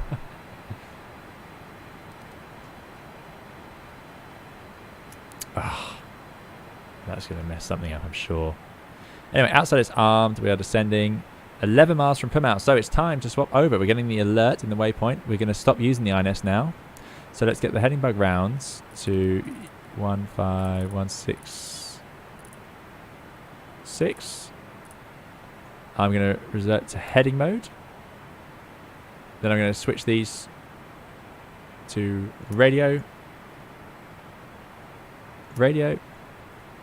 And now we're going to take that course of 147, which is set here. And you can see we're actually intercepting that radio. It's off to the right slightly at the moment. 60 miles away. So to do that, I'm going to go to Vorlock. And it's going to actually make a big right turn and head over there. No problem with that. Big red button syndrome, says MSJN. Absolutely. Absolutely.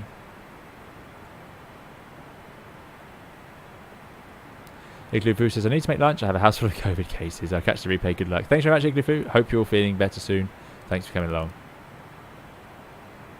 I have not tried P3D, Captain Lorenzo. I have not. Okay. There we go, intercepting that. And now we're pointing. And here you go, you can see us here, pointing onto the 147. We're going down to 130 now, safely. I'm going to have to slow down because this is a ridiculous speed to fly an arrival at. So 130. Let's wind this back to 250 knots. Oh, but our speed is reducing actually. We're doing alright. Because it's just going to maintain... I don't know what it's maintaining at this point, to be honest with you.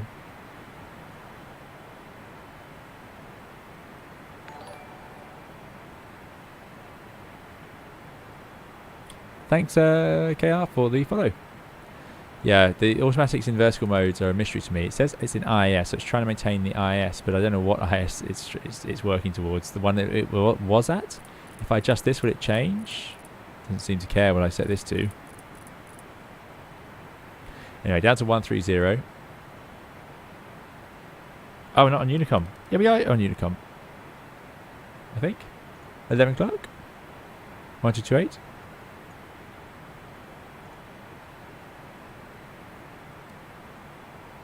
I think we are.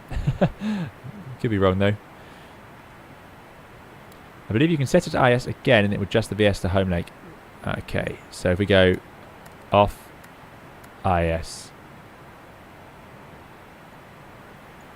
I don't know. It's doing alright though. We are reducing speed. Just a bit high. Time for a speed brake. See what that does. So now it is lowering the nose. So it's obviously maintaining some sort of a speed.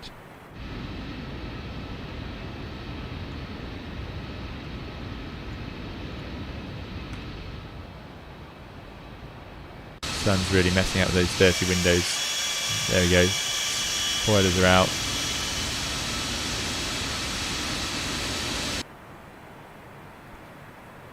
Let's make our life easier. Let's put the seatbelt signs on now, landing lights on now, just to help me out. Doing a PA, very good. What else is going to be missing? We've done the auto brake, INS, flight directors, brake pressure, spoilers, altimeters, seatbelts, fuel panel, fuel heat, EPR, cabin out. So we can turn off the fuel heaters. Off, off, off, off. It says open, but I think it will close again. Because I just flicked into on for a second when I did that.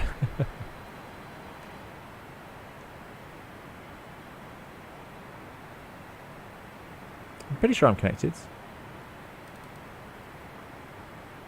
So now we can get on to 110. You can see the train in front of us. Excuses for landing this airplane is the visual picture is so different because we're sitting so high up that is my main excuse.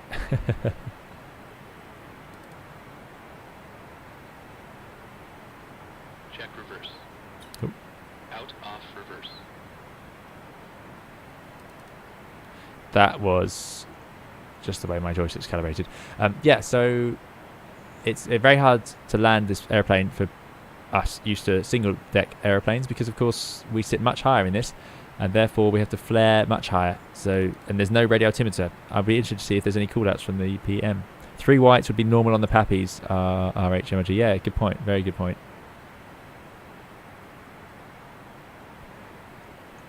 I do have Simlink, the Abs Aviation. Thanks for mentioning it. Yeah, we do have it, and this seems to be working nicely.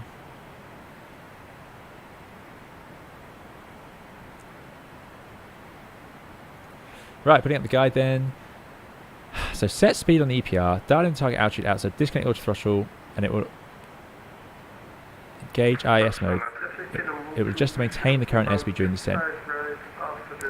If you need to level off before reaching 10,000 feet, which we don't, approaching 10,000 feet, advance the thrust levers to slow the rate of descent and decelerate to 250 knots. At 250, engage IS mode again.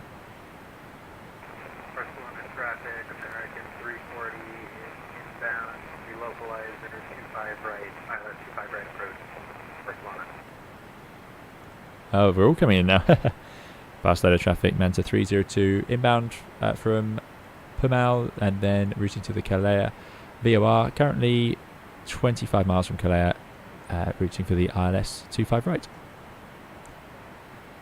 I should probably say the direction from Calais as well. Not a very useful report. So IS in the descent maintains the IS when mode is selected. To change it, manually pitch for speed desired, then re-engage. So my control wheel steering button assignment has not worked like I'd hoped, certainly.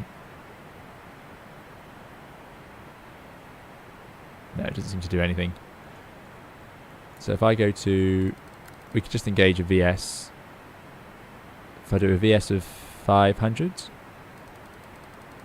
we've got the spoilers out. So now the speed will come right back. Let's put 230 in. Not an unreasonable speed at this point.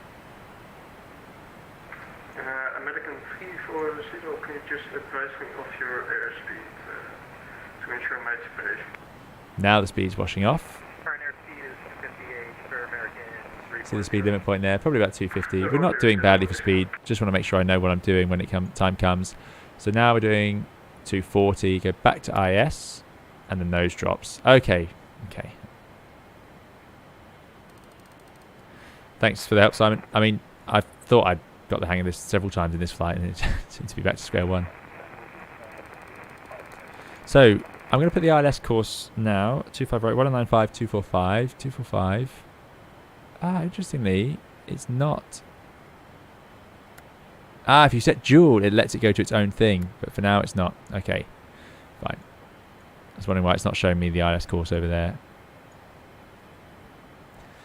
So 240 knots. I haven't got anything on TCAS, some traffic way ahead, so that shouldn't be a problem. I think it's time to run the checklist. Approach checklist, please. Seatbelts and shoulder harness. Check. Seatbelts and no smoking signs. On. Anti-ice. Off. Exterior lights. Check. Oh, we're doing Power well. brakes. Low. Radio INS switches. Radio. Flight director computer. So there's select. 110. We've made it. 1000 level off. Almost. Brake pressure. Because of this terrain up here. Check. Spoilers. Hold on. Oh, he's not happy with the spoilers, of course. Hold on. Is that armed?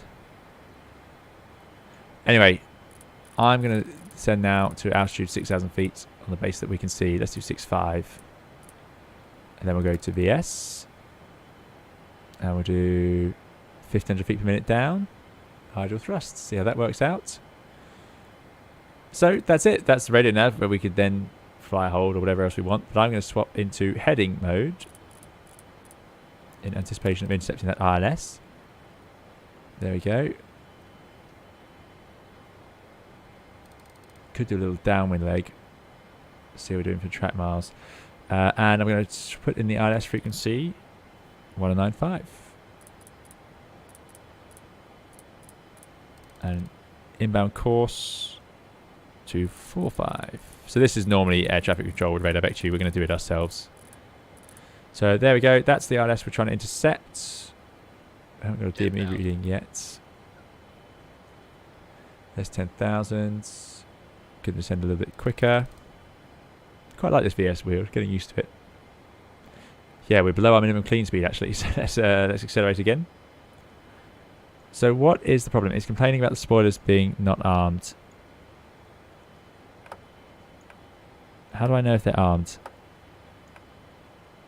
Altimeters. There we go. That should be armed. 1013. Set and cross. Oh, that's wrong. Landing data, EPR, and airspeed bugs. Set and cross check. 1230. Harness. Check. Fuel panel. Check. 1230. I think we just get the flaps out at this point. Let's go flaps to 1. This.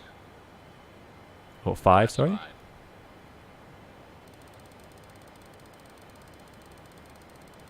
Let's wind that VS back because it's descending a bit fast here. Okay. EPR computer wants go around mode to be armed. Go around. In case of a go around. Cabin After landing traffic, temperature at 652, short final. So this is a 25-mile ring. We're at 8,000 feet, so we're well under control with the altitude now. I'm going to do 1,000 feet per minute. And let's get the auto thrust back on. And flap 5, we are okay down to where we are, I think.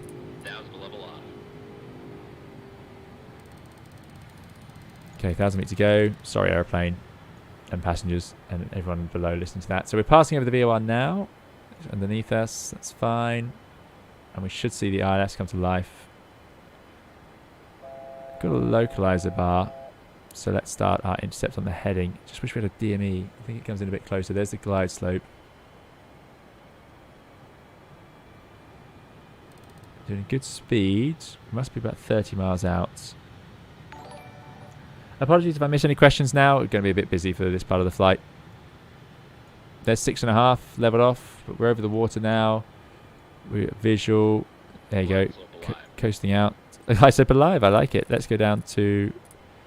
Let's bring up our ILS chart. Platform is 2-3. We don't do that just yet. We'll do 5,000 feet per minute.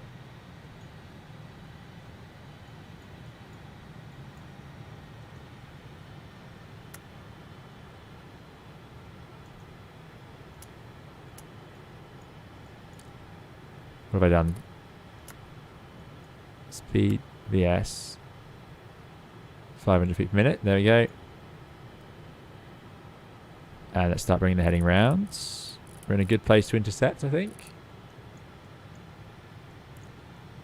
Not sure why I'm not appearing on this chart, but we are on this one. So gently descending. For runway 25 right. Okay, they're on a short final, so they're ahead of us, which we did see on the TCAS earlier.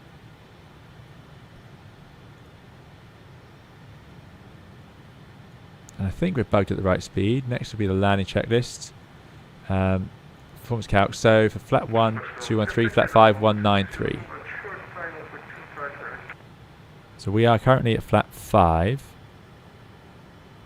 So we're all good. Yeah, good.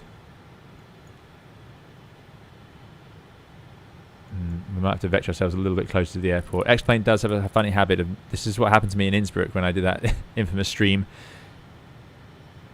And it doesn't... Localizer alive. There's a localizer. It doesn't give you the DME this far out. So I'm going to arm vor lock. And in fact, I'm going to arm ILS. So it's gone to dual automatically. 245-1095 is all tuned. That's pretty cool. So it's going to intercept the localizer. Bring the heading back round. And then it should intercept the glide slope. It's going to level off at 5,000, then hopefully intercept the glide slope. You can see glide slope is amber and armed. I love these FMAs. Very cool.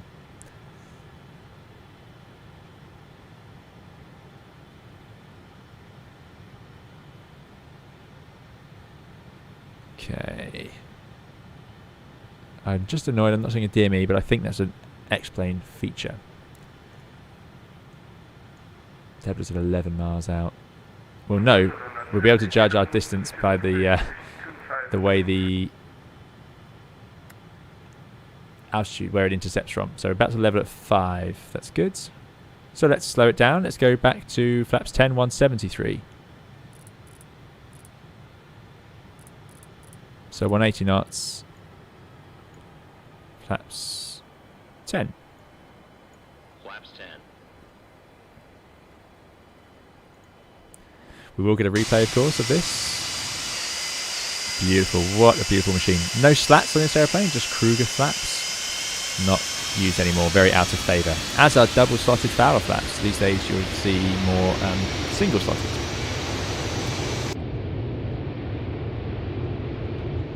More efficient, less mechanical bits. They've managed to design the wings to just need one now. Very clever.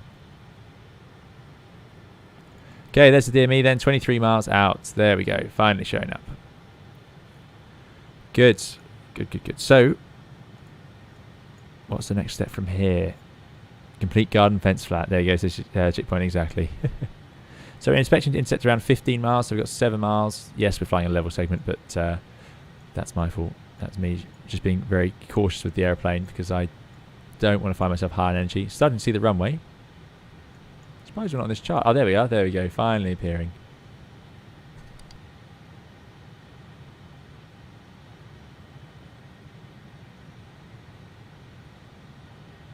Yeah, rad out is right in front of us. So here we go. Rad outs. It's not alive yet. This should come to life as we descend at 2,500 feet. Most rad outs know what's going on a bit earlier than that, but yeah, they don't show up till a bit later.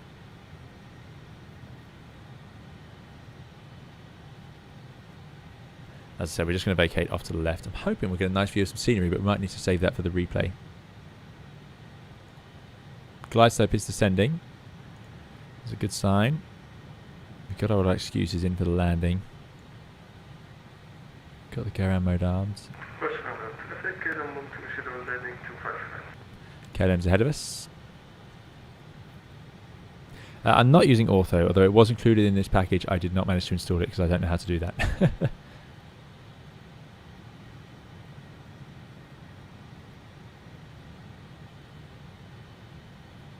So what I want to see, 180 knots, 18 miles, that's fine. I want to see glide slope go green.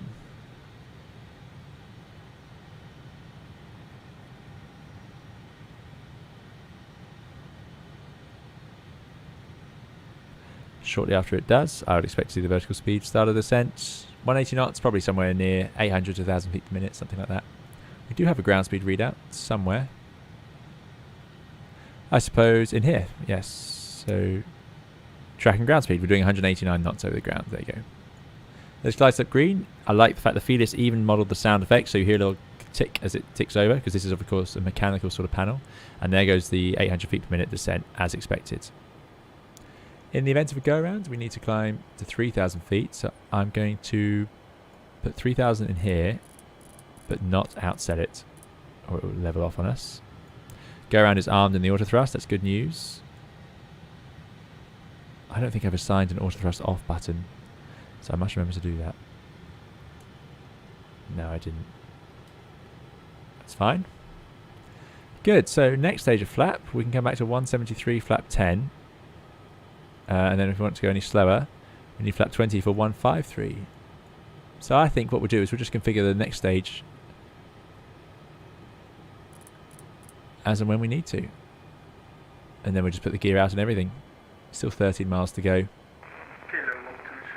Glide step is on your ND, as it were. Yep, we've got a glide step here and a glide step here. Thanks very much. And I like this FS, fast and slow indicator. They took this into the 757. KLM's vacated, that's good news. But you don't see it anymore, this sort of scale. Now we have just the airspeed written there. Barcelona traffic, Manta 302. We're now on 12-mile final to land ILS runway 25. Beautiful, beautiful, beautiful. Looks great with all the white cloud around.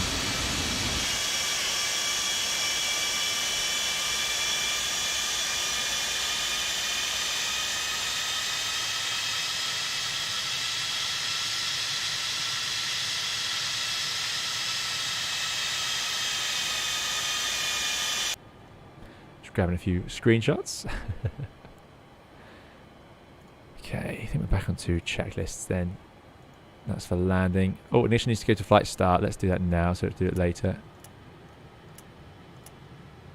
Probably a flight engineer's job, I would guess. There we go.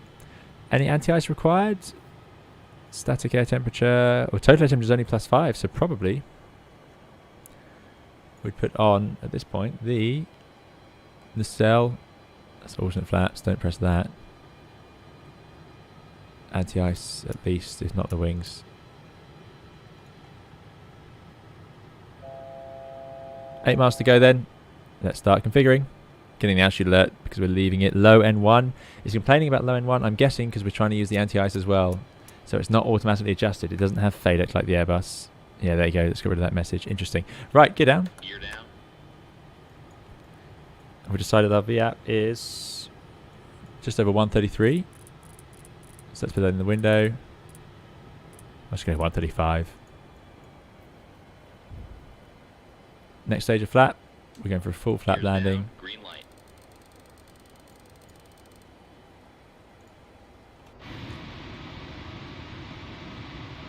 Yeah, those massive flaps. Yeah, they've done an amazing external model job. I think they've done a great job with everything on this airplane, really.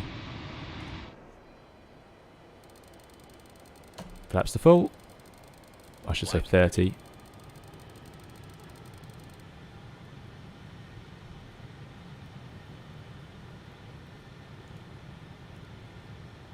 Okay. There we go. There's Barcelona. You see, that's the scenery included with the Sock Simulations Aerosoft. Very nice. Yeah, you've got the marina sort of area. Very cool. I have to explore that properly one day. And all these big, you do notice these on approach. It's big sort of, I guess, oil areas or shipping areas. Big industry. Yeah, the VAP is, we've got a low VAP because it's a big airplane. A380s approach at quite slow speeds by comparison. Yeah. Landing checklist. Gear. Down and check. Yeah, Down and check. I agree with Andy. Flaps. Andy has this and the Innie builds Beluga Flaps and rate them 30. equal for quality. Flaps Yeah, I 30. could agree with that. Ignition. Both excellent. Flight Right. start. Anti-skid. Oh, we've done well with these checklists. Altimeter. Feeling very smug. But that's not going to work for the landing. 03. This is going to 0, be left, and interesting cross check. because of Landing checklist completed. previously discussed issues, including how I disconnect everything. Actually see some traffic on the ground on the TCAS there.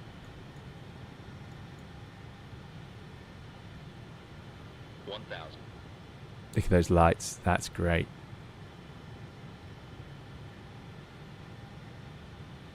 Okay, there's 1,000. We are stable.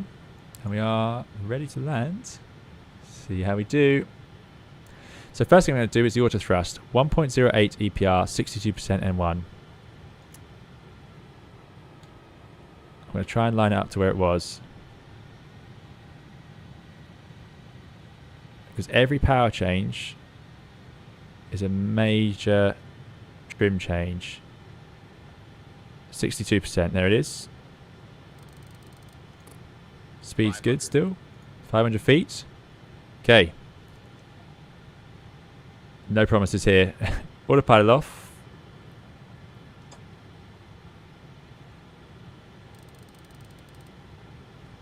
Just going to turn it all the way off. I don't know what man means. Notice the nose pitch up a bit. Approaching minimums. Oh, I see. That's for the minimums that little radar called out. Are they going to give me a 50-foot call out? I hope so.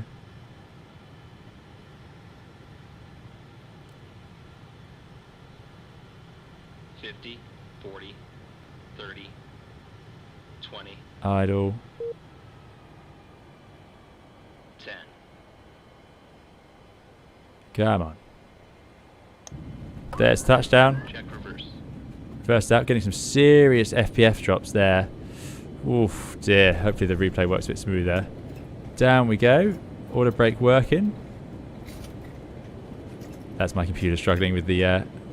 we've got add on everything here. Reverse coming to idle. And here's the exit we were hoping for. 60 knots. Auto brake off. Auto brake off. Out, off, reverse. Forward idle. Excellent. How did that work out then?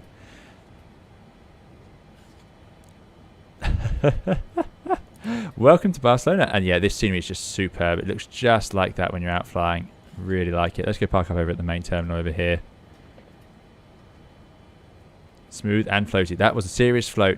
But like I say, I was getting major, you might have noticed major changes in the frame rates, but we made it in the touchdown zone. That little like high-pitched noise you get, thanks for the follow, Soap Baxter. That noise you get, I didn't realise it runs up to the minimums, and then you get the pilot say minimums, and then you get the, I think the flight engineer or the co-pilot will shout out the heights, 50, 40, 30, 20, 10. Very old school, I like that. Croson Moon, good to see you. I hope you're doing very well. Thanks for joining us. Croson Moon says amazing work with the Ancient Bird. Thanks very much for coming along, Croson Moon. Your vacuum disconnected on touchdown. So sad for us watching. I'm sorry. It's the frame rate. I got sudden massive frame rate drops in the flare there. I don't know why, but that's what we got. We'll turn off those lights. I'm going to turn on the body gear steering to help us taxi around. Sure there's other things we should do. But we will go and look at the replay soon. Don't you worry about that. Okay, let's go and park up so we can run the flaps to 0. Can get rid of the spoilers. Just taxi along here and go left, I think. Yeah, sorry to everyone watching. I do apologise. That's frustrating. I don't know why, because as you can see, we're getting good frame rates now. 36 frame rates. Loads to do. Brake pressure we've done. Body gear steering we've done. Auto brakes can go off. Auto brake off. Ignition off. Come on.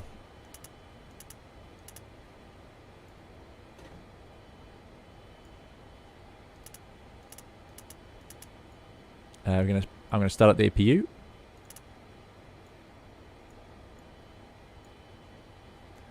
Let's go park over here. Wing and anti-ice is off. Radar transponder. Radar can go off. Transponder goes back to standby.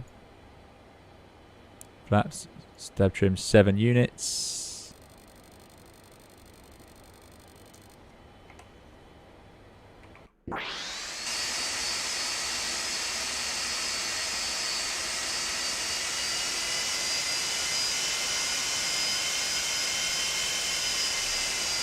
Just Jay says, nice sense of achievement flying that. Clearly high workload. Oh, it's the best. I really like flying this sort of airplane, and it's yeah. Thank you to everyone who's helped out. I can only do this because of the help from the chat, so I really do appreciate it. So thank you so much for taking the time, and thank you everyone for watching along. I hope you enjoyed it. Replay coming shortly. We will just park up when I'm brave enough to click start. After landing checklist. Brake pressure. Oh, there's loads of things we need to do there. I'm not sure we're going to do all of that. I'm getting pretty hungry now, so I'm going to park up and we'll do the replay. Ignition. Let's get that APU up and running so we can shut down at least. Engine and wing anti-ice. Let's get rid of the last of the lights now as we Radar reach. and transponder. Oh, Damn.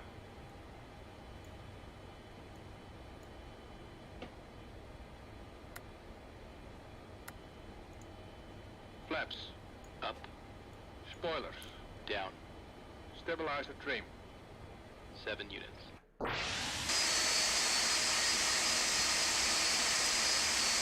Let's take this stand here.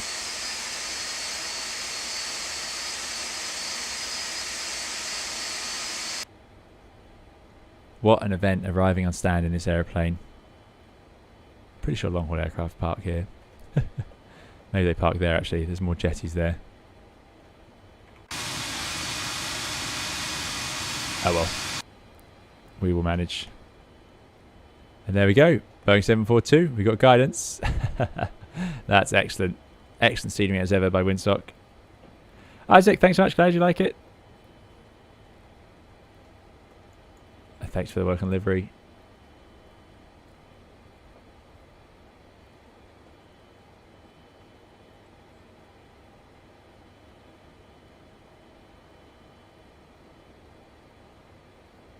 Just going to follow the guidance.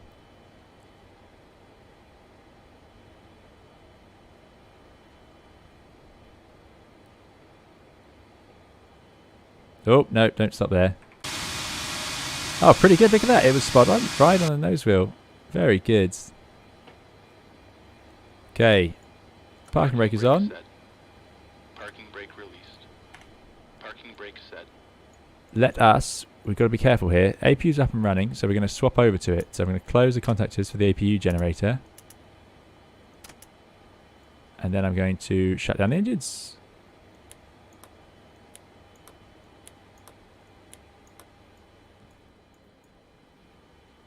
Passenger signs off. Beacon off. There we go. Welcome to Barcelona. I hope you've enjoyed it. Thank you again for joining us. Glad you like the the landing. Hand says, great landing. I was glued to my seat during all the 5 frames. Yeah, I'm so sorry about the frame rate. I don't know what happened. We're doing so well for the whole flight, but there we go. Ethan says, what a great flight in the Queen. Maybe we'll see her for Kitech approach. Yeah, that would be good fun, wouldn't it? We could do something like that. Yeah, I don't see why not. I've got to fly it again. Absolute joy. Really, really, really like this aircraft. Right, time for the replay. So we are disconnected from VATSIM, sadly. So that's no problem. Into the replay. How good is this replay going to be? It's going to be very good. So yeah, there's all the scenery. All looking very nice. So very floaty landing. We all know we had a few troubles there. That's my excuse anyway. Yeah, Progress says, I suddenly got 8 FPS during my flight. Yeah, that's what happened to me. I wonder why. It must load something suddenly. But it was weird. It was accelerating and decelerating, a bit like it is now. Right. All looking good. Yeah, something loads up about here and it's struggling. Merch Cloud, glad you enjoyed it. Anyway. Here we go. Into the flare. All normal. Frame rate struggling. And I was just a bit too high. Left the power on a bit too long. There we go. Seems fine. Bit off the centre line, but yeah. Notice as well, these inboard Kruger flaps retract as the reversers come out. So watch it after landing. And then deploy reverse and in they go. I assume to avoid damage from dirt and stuff being blown up by the reversers, but there we go. Excellent. Very nicely modelled, as ever. Yeah, so impressed. Excellent, excellent head on this. Let's take a view from the runway.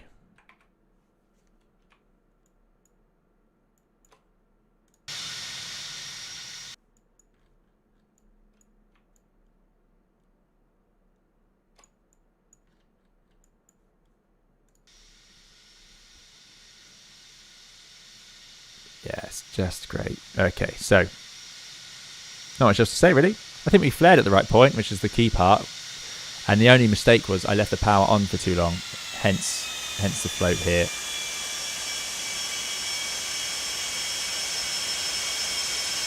But in the touchdown zone, right speed, long runway. We'll take it.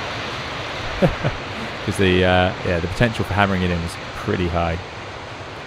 This also has engine flex, says Ethan's Aviation. Does it really? That's a shame because the views I've got set up are inside, are sort of a bit blocked. Oh, that would work actually, wouldn't it? Okay, there's a passenger view. The sun's in the right place now. Oh yeah, I see the... Yeah, it's excellent. Excellent stuff. Right, okay. What we'll do then is we rewind, and I'm going to start my thank you. So thank you all for coming along. Thanks for watching on YouTube and Twitch. Apologies for the frame rate. You can see right now that will improve shortly.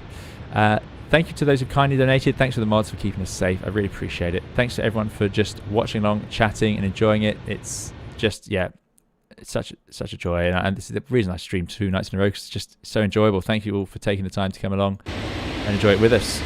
Plenty more of these sorts of flights on the channel coming very soon, of course. We're going to have different aircraft, more guides coming on the channel, and hardware videos, streams in different airliners. Very much enjoying that as well, of course. Yeah, plenty more. So Twitch and YouTube, of course. Ryan Young says, love the stream and funny part of the night. You clicked a few buttons. There's a moment of silence. What have I done? I do that a lot, Ryan, on these streams, you'll see. But thanks so much. Glad you enjoyed it. Right, so yeah, thank you all so much. Really appreciate it. And let us finish on the traditional music and replay. So there we go. There's our wing view. And I'm going to jump to the ending music. So thank you all so much. Keep safe and well. We'll see you again soon. Bye-bye.